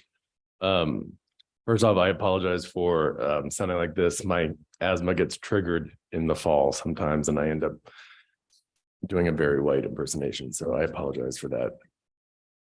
Excuse me. A handful of things tonight for the governing body. First is I realized that I was remiss in apologizing to you all directly.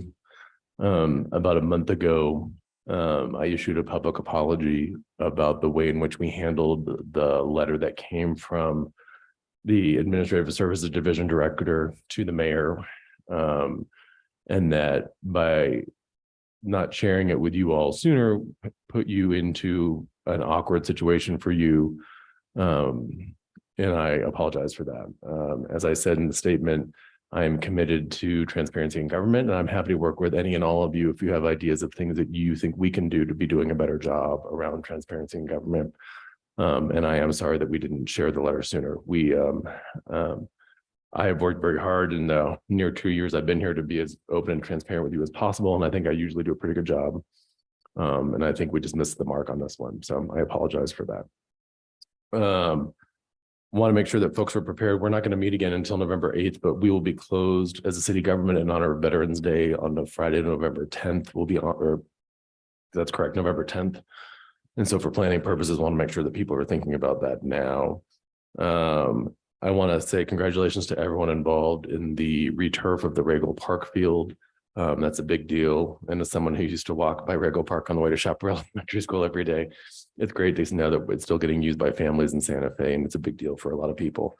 A number of folks, parks teams, recreations teams, you name it, legal, finance, make that happen, and that's really exciting. Similarly, with the Dio de los Muertos events happening this weekend again, there's no cultural event in Santa Fe that happens that doesn't have a significant input both by staff and financing and other things from the city of Santa Fe. And so I'm hopeful if you didn't get to go last year that you will go this year. It really was extraordinary last year. And it's such a wonderful new layer of culture into Santa Fe. And I just think it was really extraordinary. I hope that you're able to go. And thanks to Ray Sandoval and Kiwanis for making that happen. I want to give a huge congratulations to our friends at Santa Fe Chamber for their new offices and Bridget Dixon, who is doing an extraordinary job there. And congratulations to them on what I understand was a great event last Saturday. And I think there's another event tomorrow night, I think, for the chamber as well. But congratulations to them. And finally, just want to say a huge congratulations to Shirlene Sitton, who's our Environmental Services Division Director. She was just named the Recycler of the Year, which I think is a pretty cool award to win. That happened when she was at the 2023 New Mexico Recycling and Solid Waste Conference. She was quite caught off guard by it, but she has been a real valuable asset to our leadership team for a number of years now, and huge congratulations to her. And Mr. Mayor, that's all I have tonight. Thank you, Mr. Blair. Much appreciated. Madam Clerk, we've juggled the agenda a little bit, so we're going to skip over our city attorney and go to you, Madam Clerk. Yes, that's 14 matters from the city clerk. And I just have two real quick announcements. The Halloween party at the Genoveva Chavez Community Center on Halloween, October 31st, 4 to 7 p.m. There's going to be a dance party, city vehicles, pumpkin decorating, trick or treating. The event is free. However, if you're going over to use the facility for working out or any of that other stuff, you'll still have to pay the fee to come in. Also want to point out that there is a video on the homepage on the website. It's a video looking inside the grand opening event of the teen center, and you can learn more on the space, and so we encourage you to check it out. It's about a 12-minute video, and that's all I have, Mayor. Thank you very, very much. I believe, Madam Clerk, the next item is communications from the governing body. Have I got that? Yes. So let me start this time to my left. Counselor Chavez, if you want to start us. Yes, thank you, Mayor. I wanted to start, I was able to go to the youth symposium and sit in some sessions.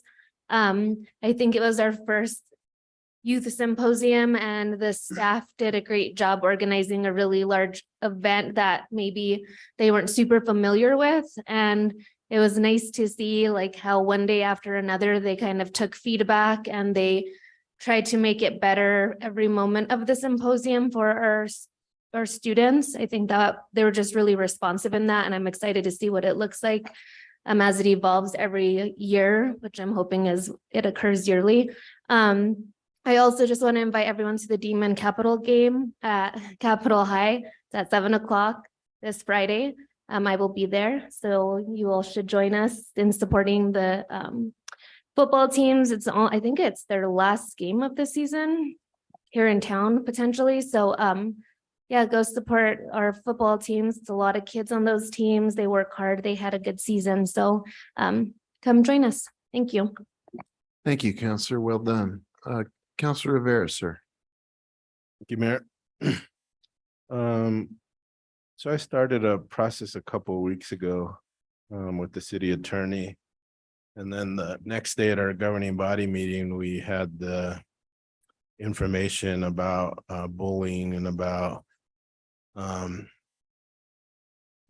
being, I guess, nicer to our coworkers and other employees. And I appreciate that because it's kind of leading me to how I want to address what I want to talk about tonight. And that is, if I were a CEO or top administrator of a big company, and I was, my main goals were to be transparent and accountable to a board, but also the public. And I made a decision not to provide information to the board because I was afraid it would get out to the public. That put some stress, I think, on a relationship.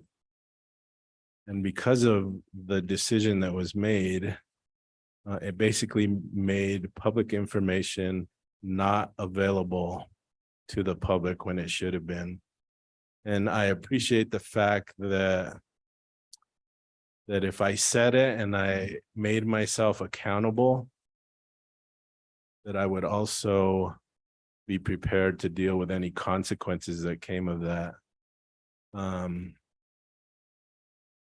So I want to let the public know that things have not gone by the wayside, that things have not been addressed or looked at or thought of, but that things have slowed down because of things that were said or information that was put out. So I'm not sure how I'll proceed forward from here on out, but I will keep all options open. And yeah, just wanted to say that, Mayor. And again, I appreciate any accountability, but want to know that there are consequences with decisions that are made. Thank you. Counselor, thank you. Counselor Michael Garcia, sir. Thank you, Mr. Mayor. Just want to give kudos to everybody involved with the Rego Park field reopening. That fantastic.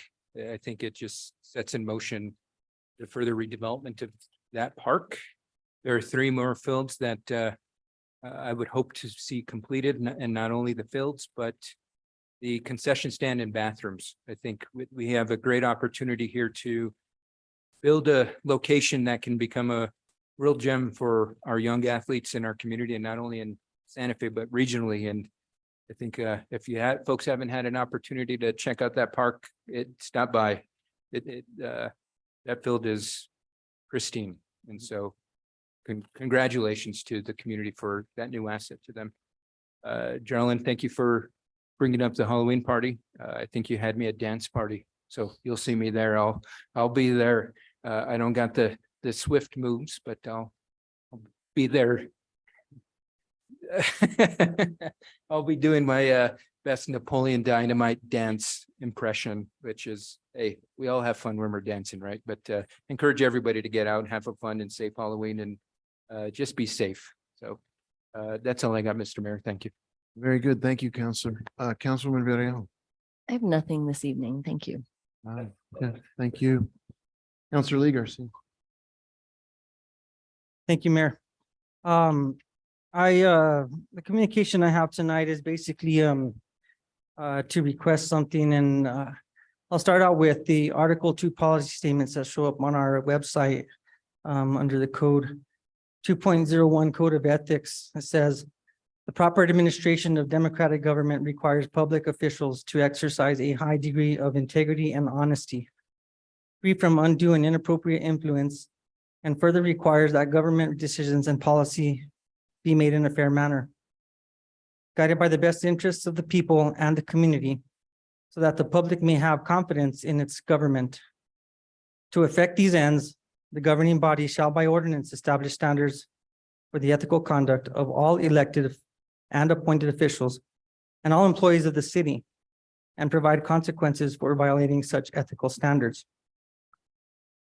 Also, per the city charter, section 8.04, the city manager may be removed or suspended either by the mayor or by a vote of 6 councilors at a regularly scheduled governing body.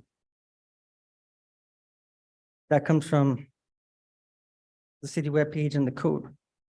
So therefore, in reference to the letter sent to Mayor Weber on August 23rd, 2023, from the Department of Finance and Administration, and the decision by city manager to withhold this pertinent information, not only to the elected body, but also the citizens of Santa Fe.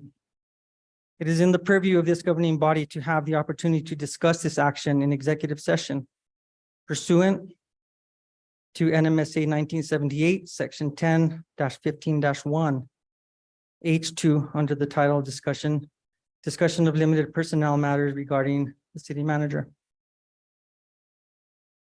Furthermore, after the meeting in executive session, I will request that the governing body takes action. Please note, I request this item to be placed on the next governing body agenda and properly noticed to the public. And those are my comments for communications from the governing body. Thank you, Mr. Mayor. Thank you, Counselor. Counselor Cassett, you have the floor.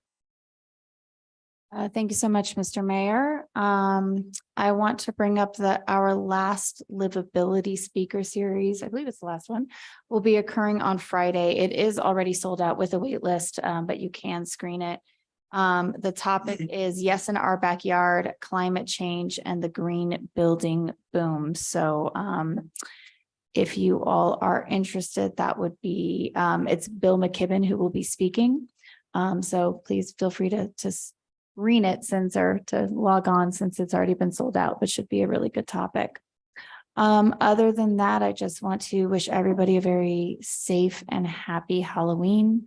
Hope everyone has a really wonderful time. But again, remember to be very careful when you're out trick-or-treating and watching for kids, and watch your kids if you have them. But I hope everybody has a really wonderful time. It's one of our favorite holidays in my house. So thank you. Thank you.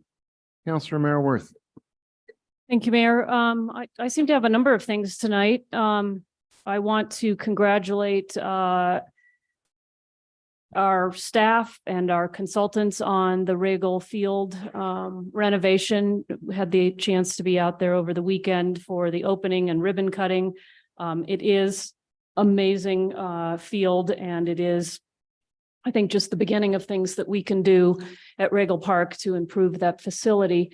I would note that that conversion is going to save us 2 million gallons of water a year because of the turf addition. We won't be watering grass anymore. And I think that's a significant savings and good work on the part of the city to save water and become more sustainable, and also get a great ball field for the kids and begin the transition of the improvements that need to be made there. It's a first very significant step in that conversion. So anyway, thanks to everybody who was involved. I think it's really beautiful. I encourage people to go out and look at it.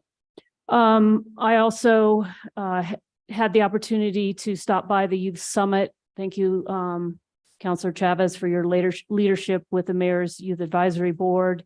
And again, thank you to the staff that was involved in that. I stopped in for a piece of pizza and got to chat with the kids and some of the staff people who are making that happen. And I'm a big supporter of the Mayor's Youth Advisory Board, and just happy to see them doing things that are important to them and will have an impact on the youth in the community.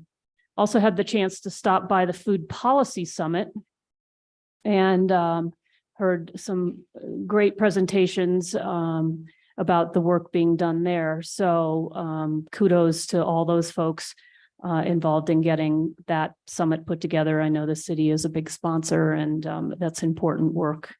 Also want to shout out to HomeWise and the Livability Series and Councillor Cassett's recognition of the final event that's happening this week.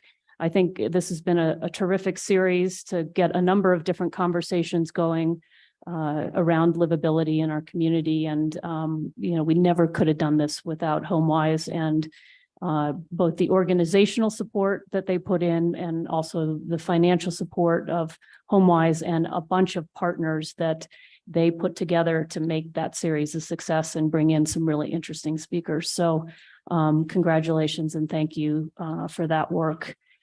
And then finally, I just want to call out the Tree Smart program. And I should have pulled up this email. So let's see if I can do it really fast. The Tree Smart program was something that was started in 2021. It had 5 sponsors: myself, Councillor Cassett, Councillor Rivera, Councillor Lindell, Councillor Villarreal, and Melissa McDonald, who has been an integral part of making this program fly or grow more appropriately, has put together some information that I think we may all be seeing in some of the city publications, but I wanted to share it tonight. Through community-led events, the city has added over 1,300 trees to our community parks and open spaces, ensuring each tree's placement aligns with our comprehensive park inventory. And we've also distributed through our annual Arbor Day celebration an additional 250 trees to families. And we have been, working in collaboration with various city sectors to refine our green footprint while promoting water efficiency and vibrant communities. This work has been supported by private partnerships and grants, as well as the city's operational budget.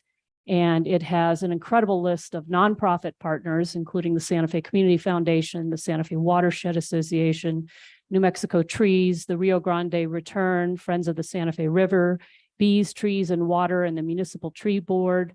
We've had help from the Water Conservation Office, the CSF Environmental Services Division, the CSF River and Watershed Section.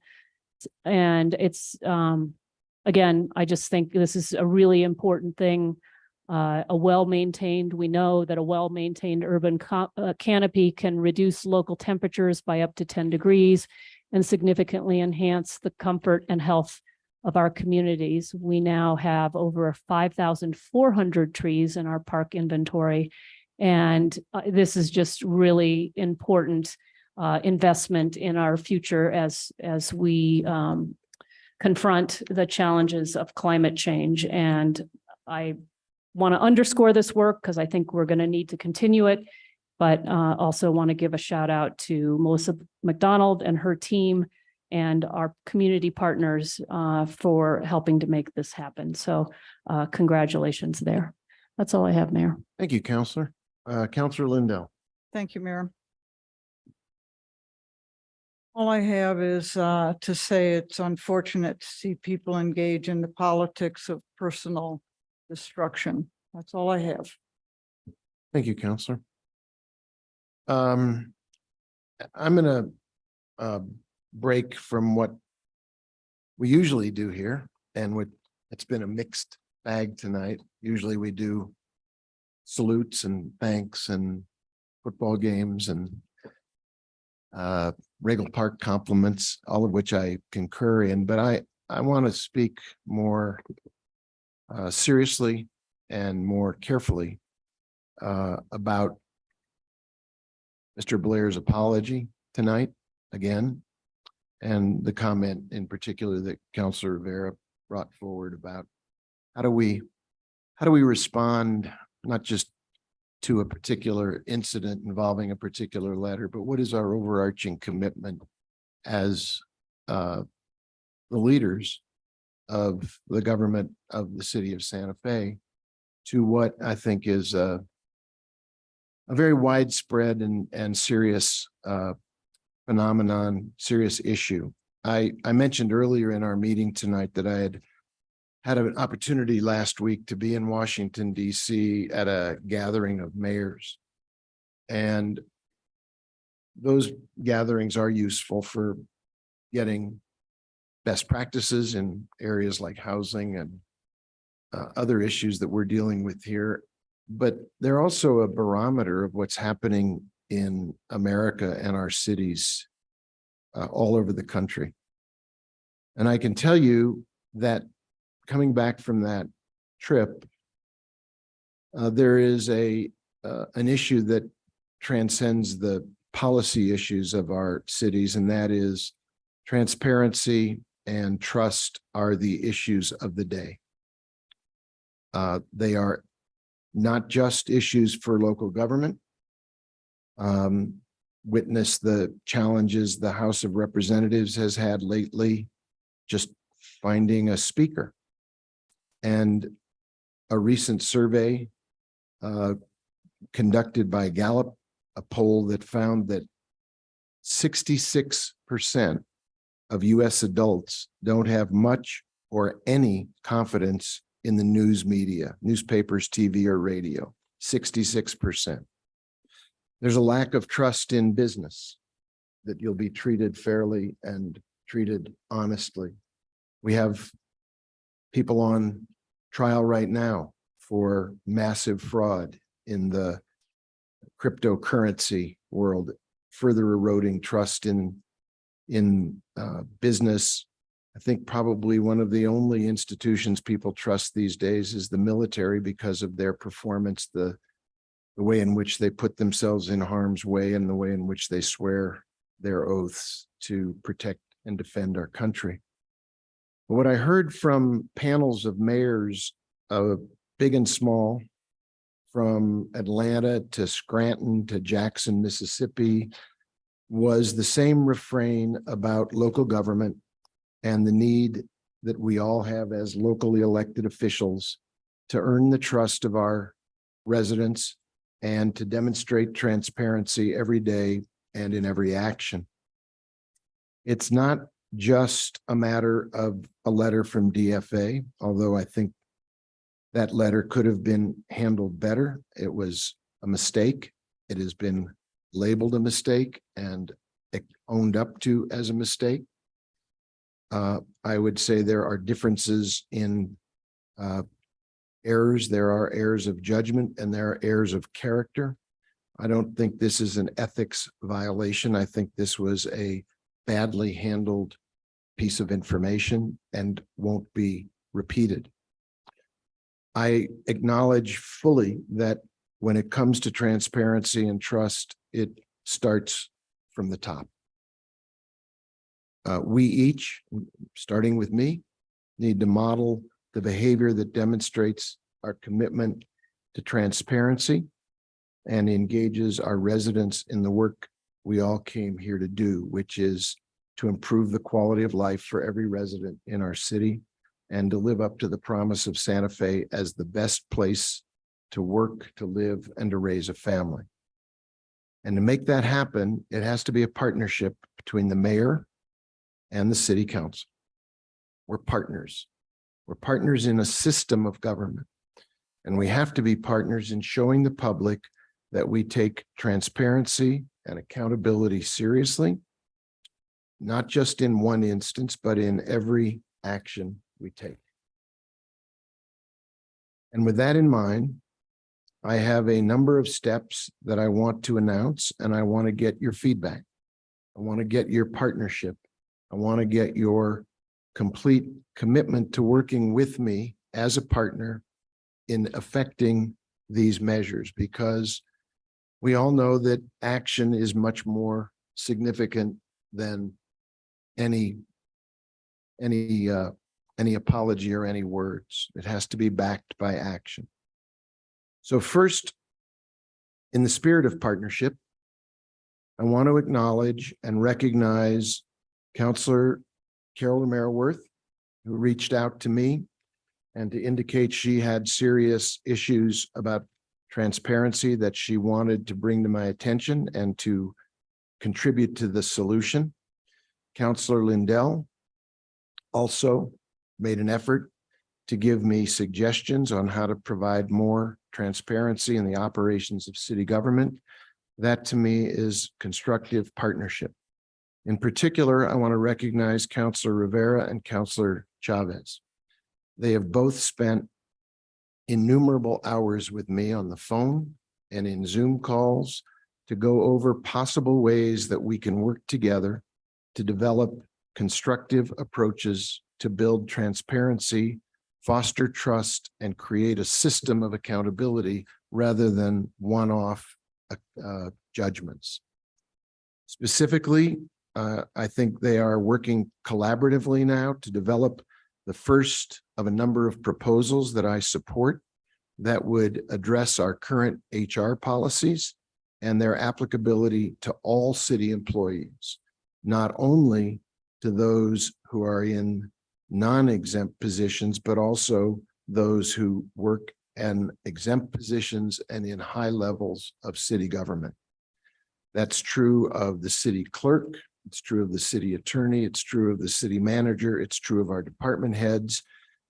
There are specific rules and policies that have long been in need of reevaluation, reassessment, and rewriting.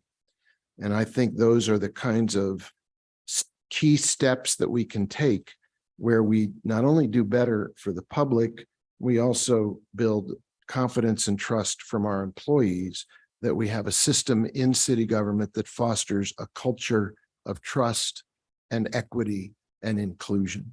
We adopted that office tonight. This is a step toward institutionalizing that. Second, again, in the spirit of partnership with the city council, I will be asking the city clerk's office and our HR department to work with me on two very specific efforts that are concurrent and related. First is something that we've done in the past prior to COVID with regard to our then city manager, and that I now want to do with regard to the city attorney, the city clerk, and the city manager, and that is provide performance evaluations from the members of the city council on all of those positions. I have some draft templates from other communities that lay out criteria, very specific criteria to evaluate the overall performance of these key leaders in our city government. I've spoken with both the city attorney and the city manager, and they welcome that kind of feedback because they do want to be the best they can be in serving the public. I will be finalizing those evaluation forms. They will go out, they will come back to me, and we will have the beginnings of a consistent and ongoing managerial practice where the members of the city council are offered the opportunity to provide performance evaluations about our leaders in these key positions. Secondly, I'll be asking the city clerk's office to distribute two other kinds of evaluation forms. These are forms, these are criteria, these are lists that allow us to evaluate how we are actually doing when it comes to transparency in Santa Fe city government. One consists of a 10-point transparency evaluation list. The other is a 20-point list where local governments can do a self-evaluation as to whether or not what we're doing meets the expectations of our public, our residents, as to whether we are really holding ourselves to the highest standards of transparency. I would like to get detailed and specific responses from my partners on the city council to these checklists. Take a look at them, assess how we're doing with transparency, offer your suggestions where we can do better, all of us as a city government. This is a partnership. Let's be partners in this effort. Finally, I'm going to go back to doing something I did consistently prior to COVID. I will be reinstituting my one-day-a-month Meet the Mayor sessions, where anyone who wants to come in and spend 10 minutes with me sit down and talk about their concerns for our community can talk to me one-on-one about ways to make Santa Fe work better. That includes suggestions from the city council, people you think it's important for me to see, people I can learn from, hear from, and take advice from. The bottom line for me is this: trust in government and trust in all institutions in this country is at a low ebb. It's true at every level of government. It's true with the news media. It's true with business.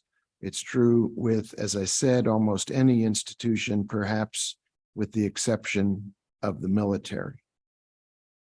Other institutions aren't as close to the public as we are.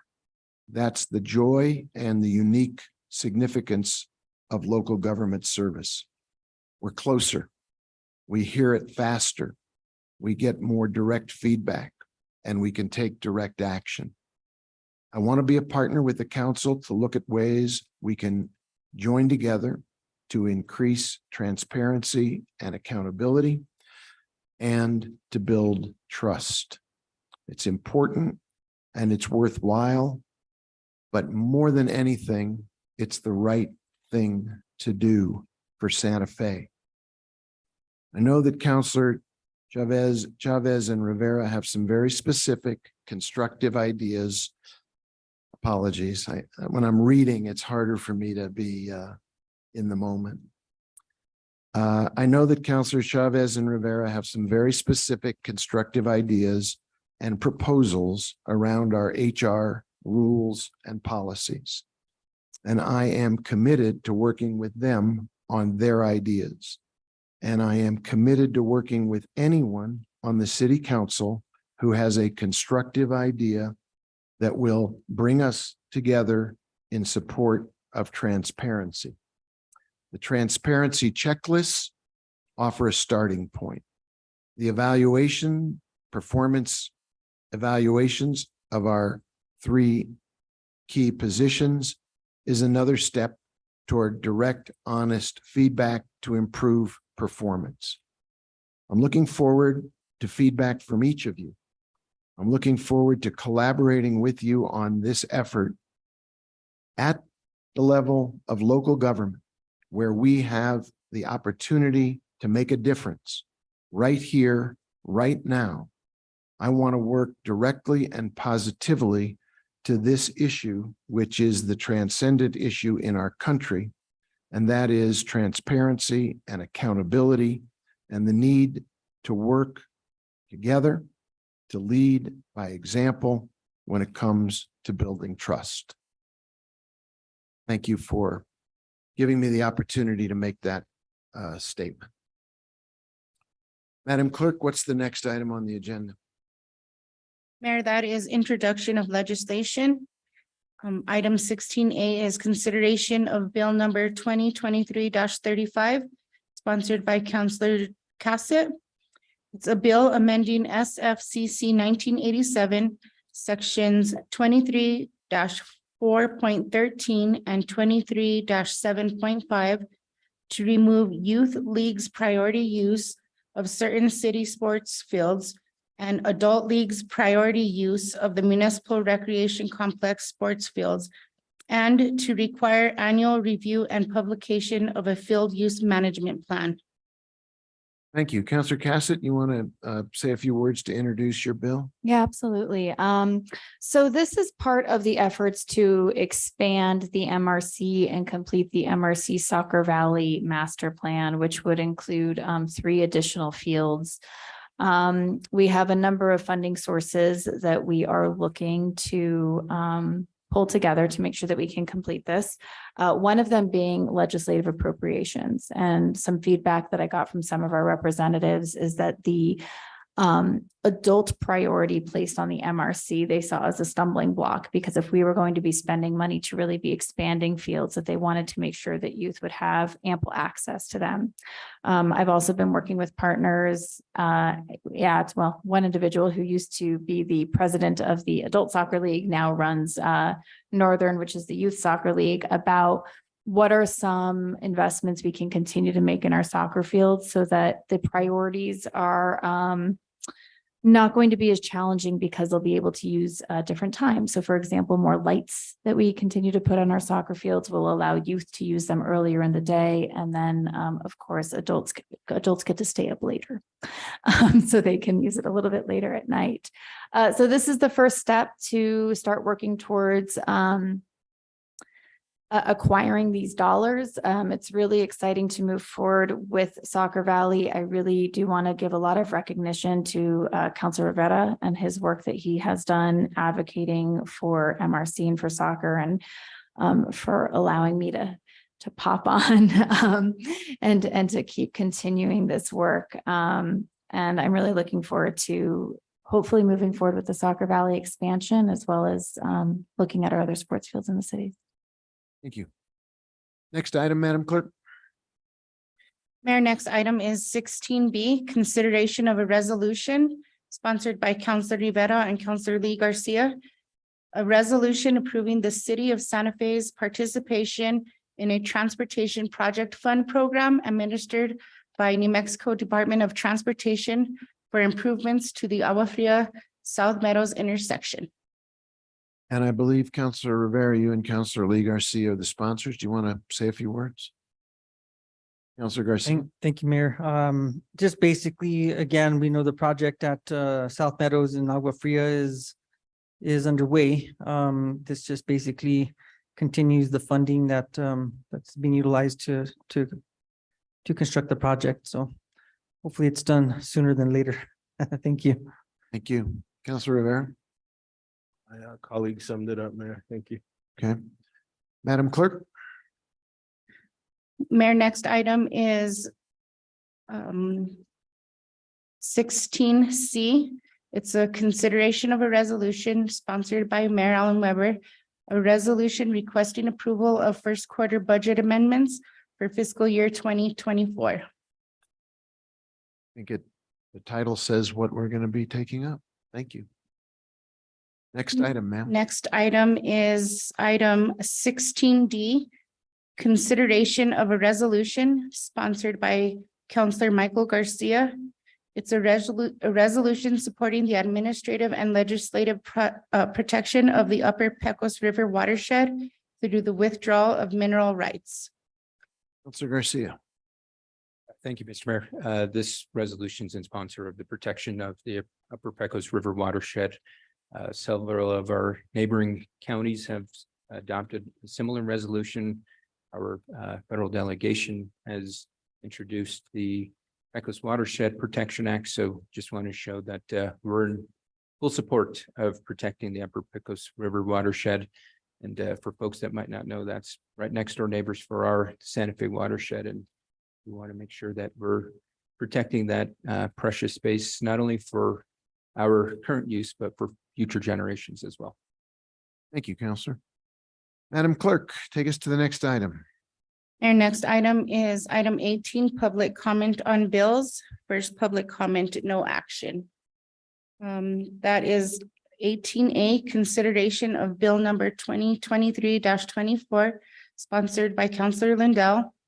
It's a bill amending SFCC 1987, section 14-5.2 to authorize the Historic District Review Board to approve additional exceptions, including exceptions for signs and murals, and to remove certain administrative requirements for land use staff approvals and disapprovals of signs and murals. And Director Jason Klug is here. Yes, sir. Evening. Can you hear me? Yep. Yes, sir. Thanks. So thank you for having us tonight. Heather Lamboy, who was working on this bill for a long time with me in the background, couldn't be here tonight just because she's feeling a bit ill. I think she is on Zoom if we get into any complicated questions. So this text amendment to the Land Development Code is proposed for the following reasons. First, under the City Code Article 14-2.6B, review and decision-making bodies, Historic District Review Board. The governing body has delegated their authority to the HDRB to regulate the city's historic districts. Secondly, in practice for over 2 decades, the HDRB has approved exceptions to design standards and signage and has never been formally advised on signage permits approved for properties within the H districts that do not require an exception. So there are 2 issues of concern in Article 14 -5.2, the historic overlay districts, that this amendment would correct. Number one, the code currently requires exceptions to design to be heard by the governing body upon recommendation from the Historic Districts Review Board. We are asking to amend the language in the code so that the HDRB is granted the authority to approve design exceptions, as has been a practice for many years. Secondly, the section on signage and murals is largely commentary on the permitting process, and has been modified to remove the explanation of the administrative process for sign approval. It will now simply inform applicants that sign applications are reviewed by staff and that the standards for each historic district must be referred to in order to determine if a design exception is required for a mural. Thank you. I believe this is just public comment on this bill at the moment. Correct. I was just going to say, Yeah. we're not going to be asking questions tonight. We'll just be hearing from the public. If anyone on Zoom wants to speak to it, this is the opportunity at this time as we consider this process for this bill. Is there anyone with a hand up? Yes, Mayor. Adam Johnson. Very good. I appreciate your waiting patiently, Mr. Johnson. You want to address the bill? You have the floor, sir. Thank you. Can you hear me? Yes, sir. Okay. So I want to applaud the land use staff for shuffling this through. It's been a little bit of time since the change happened at the HDRB, where the board could not approve or deny approve things except height variances without the they could only make a recommendation to the governing body. The old Santa Fe Association, my organization, strongly supports the board's authority here. They are the experts in this case. So that part of the bill, we heartily support. I was interested to learn about this additional part, which in previous drafts, the part about signs and murals, which had not been in previous drafts that I had seen. I'm a little concerned about this because I realize that this hasn't been a practice that the staff has been doing. That is to say that the staff has not been informing the board of what signs they have approved or denied. I actually think that would be a good indication of staff process, and I don't think it needs to be that onerous. It just needs to be a list of what is approved or denied, what applicants are asking for, and what the staff is approving based on their internal processes. So I don't think that's very much to ask, and it hasn't even been done. So I would want a little bit more thinking on that removal. Why was it added to the bill? And to me, in the midst of the land development code update, we should just return the authority to the board and work on everything else in that process. So I'm not exactly sure that is needed in this part of the bill. Thank you. Thank you, Mr. Johnson. Appreciate your waiting patiently for the opportunity to speak. Anyone else in the room? We should mention in general, we try to have a 2-minute time on these, but we have a sparse attendance. So if somebody else wants to speak, please give them the floor. Thank you, Mayor. Stephanie Benenato. Thank you. Can you hear me? Yes. Okay, great. I was at the historic board meeting last night, and they very briefly talked about this. And they universally said that they really only want you to give them authority to decide the design exceptions, which it lacks now. That's all they want. They don't want to piecemeal the historic ordinance with these changes, that they would rather wait for the zoning process that's going on right now. So I'm just giving you their feedback. I appreciate that point of view, and I think that's actually correct for the most part. And so I would say that you should look at that. I submitted this to you. There's a page 4, line 2. It's a technical change. And I also will say that I am absolutely not in favor of the land use staff approving signage. This all started with the Lucchese sign, which went to the historic board in August of 2022. They approved exceptions improperly. I was going to appeal it, only to find out that now suddenly the city decided that the board could only recommend design exceptions, which I had brought up in 2019, totally ignored, of course, in a case that I brought to court. And I have to say that when you have staff like Pat Fergelli and even Heather Lamboy echoing Pat, that somehow the Lucchese sign actually met sign standards, even though the agents for Lucchese repeated all the time that it was less non-conforming. And certainly you wouldn't need variances and exceptions if it actually met sign standards. So this is why I don't trust staff to actually approve signs. And the Lucchese case is the one where this began. It then went to the BOA, who looked at the H board approval that was improper, not only as to standard, but as to number of votes. And they approve it again, looking at less non-conforming sign, because again, Fergelli said that they didn't have to apply the 1452A6, which is about non-conforming signs. Okay. So no Thank- staff. Can I just say one more thing? Very I would like quickly.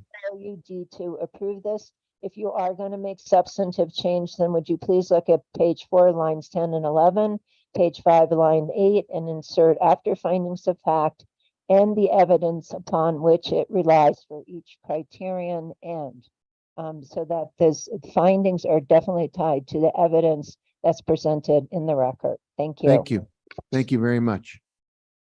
Any other folks want to speak to this at this time? Mayor, there are no other hands raised. Okay. Councilor Lindell, you have the pride of authorship. Do you want to speak to this? No, we don't do that now. No, but I do want to speak to the suggested committee review process. City Attorney McSherry, we have a little change up on this. I think you might have been involved in it. Yes, Mayor Weber, Councilor Lindell, we did realize that the initial introduction had historic districts review board proposed for after the 2 standing city council committees. Under your procedural rules, advisory boards are supposed to go first if possible, unless there's a timeline that necessitates a different timeline. So we are recommending that this would go next to historic districts review board on the 14th. And then after that would go to quality life and public works on the 15th and 27th respectively, which would bring it to the governing body on December 13th for final passage. So how would we effectuate that, Madam City Attorney? Mayor, councilors, I do recommend you go ahead and make a motion and take a vote on it. Because we did introduce it with the original schedule, just to make it entirely clear. Point of order, though, I think we have to suspend our rules because you're supposed to do referrals to committee on the front end. I realize this is a mistake, but when it's introduced is when we make referrals. Mayor, councilors, that's correct. You can also make referrals during committee. So we can also confirm, I believe you could do it as well, but if you would like to suspend the rules to do it. And the problem is this is to bring it back into compliance with your rules. Correct. I realize it's an error and you're trying to correct the error. But I don't know that the rules allow us to correct an error in this manner, so I think we have to suspend our rules. Mayor, councilor, you can do that to be safe. I think we're primarily correcting the original introduction, so that sounds like a good strategy. Move to suspend the rules. Second. There's a motion to suspend the rules. Is there discussion? Madam Clerk, could you call the roll on that motion, please? Yes, Mayor. Councilwoman Villarreal, Yes. Counselor Cassett, Counselor Chavez, Yes. Counselor Lee Garcia, Yes. Counselor Michael Garcia, Yes. Counselor Lindell, Yes. Counselor Rivera, Yes. Counselor Romero Worth, Yes. Mayor Weber. Yes. Motion passes. Thank you. So now we are, So can I make a motion now, City Attorney McSherry? Mayor Weber, Counselor Lindell, that would be wonderful. Thank you. okay, go I ahead. don't know how wonderful it's gonna be, but I'm gonna take a stab at it. I move that. Do we have a number on this, city clerk? It's 18A. Or, it's, Oh, yes, the bill number is 2023-24. I move that Bill 2023-24 be heard by the Historic District Review Board on November 14th, 2023. The Quality of Life Committee, November 15th, 2023. And the Public Works and Utilities Committee, November 27th, 2023. And the governing body, December 13th, 2023. There's a second. Second. So this is a motion around the referrals and the schedule. And I think if I heard correctly, it's about trying to correct an original mistake. Is discussion about the motion? Madam Clerk, do you want to call the roll? Yes, Mayor. Counselor Cassett, Yes. Counselor Chavez, Yes. Counselor Lee Garcia, Yes. Counselor Michael Garcia, Yes. Counselor Rivera, Yes. Counselor Lindell, Counselor Romero Worth, Yes. Councilwoman Villarreal, Yes. Mayor Weber. Yes, Motion passes. thank you. Thank you. Madam Clerk, next item on the agenda then, please. Next item on the agenda is matters from the city attorney. I Point of order, sorry. I think, don't we need to do appointments? think we're going to do appointments and then double back to the city attorney. My apologies. My initial motion was to put it before appointments. Oh. I don't know if we. Oh, okay. I got it wrong. And we can do. Oh, okay, sorry. I thought you put it at the very end so that nobody, so we just came back to. So we're going to have action anyway. You're absolutely right. Let's go to matter. You were correct. I apologize. So it's my error. Next item is matters from the city attorney. Madam City Attorney. Thank you, Mayor Weber. Counselors. A few announcements. Our policy analyst is starting on Monday. Her name is Annika Mike. She's a graduate from UNM Law School in 2022. She was an intern at the Legislative Education Study Committee. I'll send out a full introduction about her via email, and hopefully she'll be here very soon. But I know that Marcy, who probably left just recently, is very much looking forward to having her in the office, as are we all. She's very excited to be here. So she'll be in new employee orientation next week. And our administrative manager, some of you I think have met already. Her name is Amy Cawthon. She is beginning to learn all the processes for city contracts and to help facilitate that review with my office and all the departments. So that's going very well. And then if you see some younger folks up near my office, they're the 3 interns we have through the work study program. That's Grace Hawkins, Jocelyn Garcia, and Kimberly Medellin.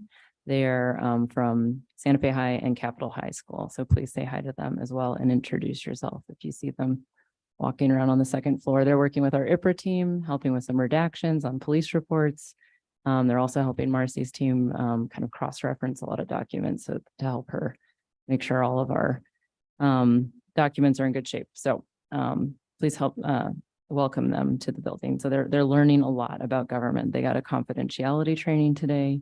They received IPRA training last week. So it's fun having them around. And then I would like to recommend that we go into executive session for an attorney-client privilege discussion including a quarterly update on pending and threatened litigation in which the city is or may become a party, including but not limited to the City of Santa Fe versus Purdue Pharma and Union Protectiva versus City of Santa Fe and Mayor Alan Weber, and Hill, Newton, and Santa Fe Association of Realtors versus the City of Santa Fe. And this is, Councilor Rivera, do you want to make a motion, sir?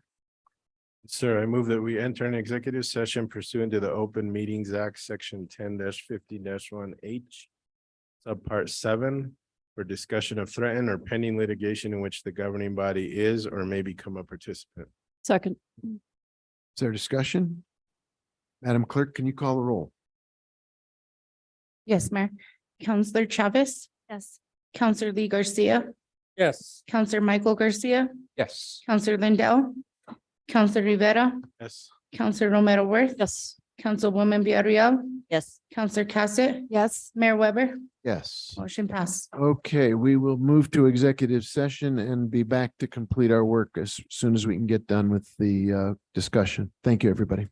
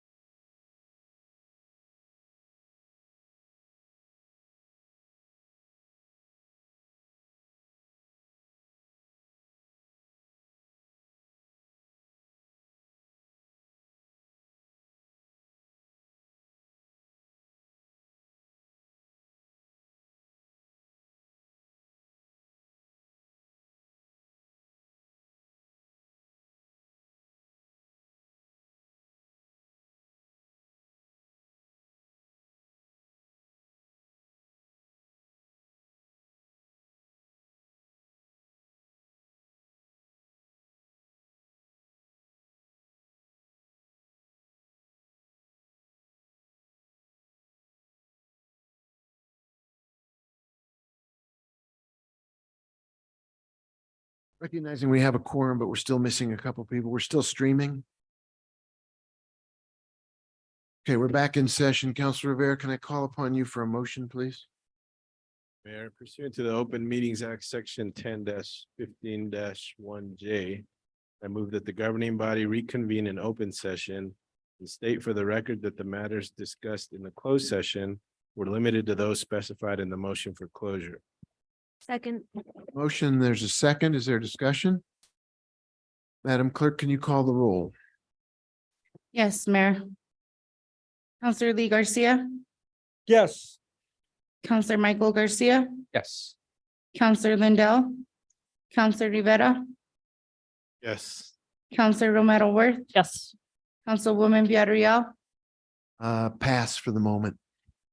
Counselor Cassett, Yes. Counselor Chavez, Yes.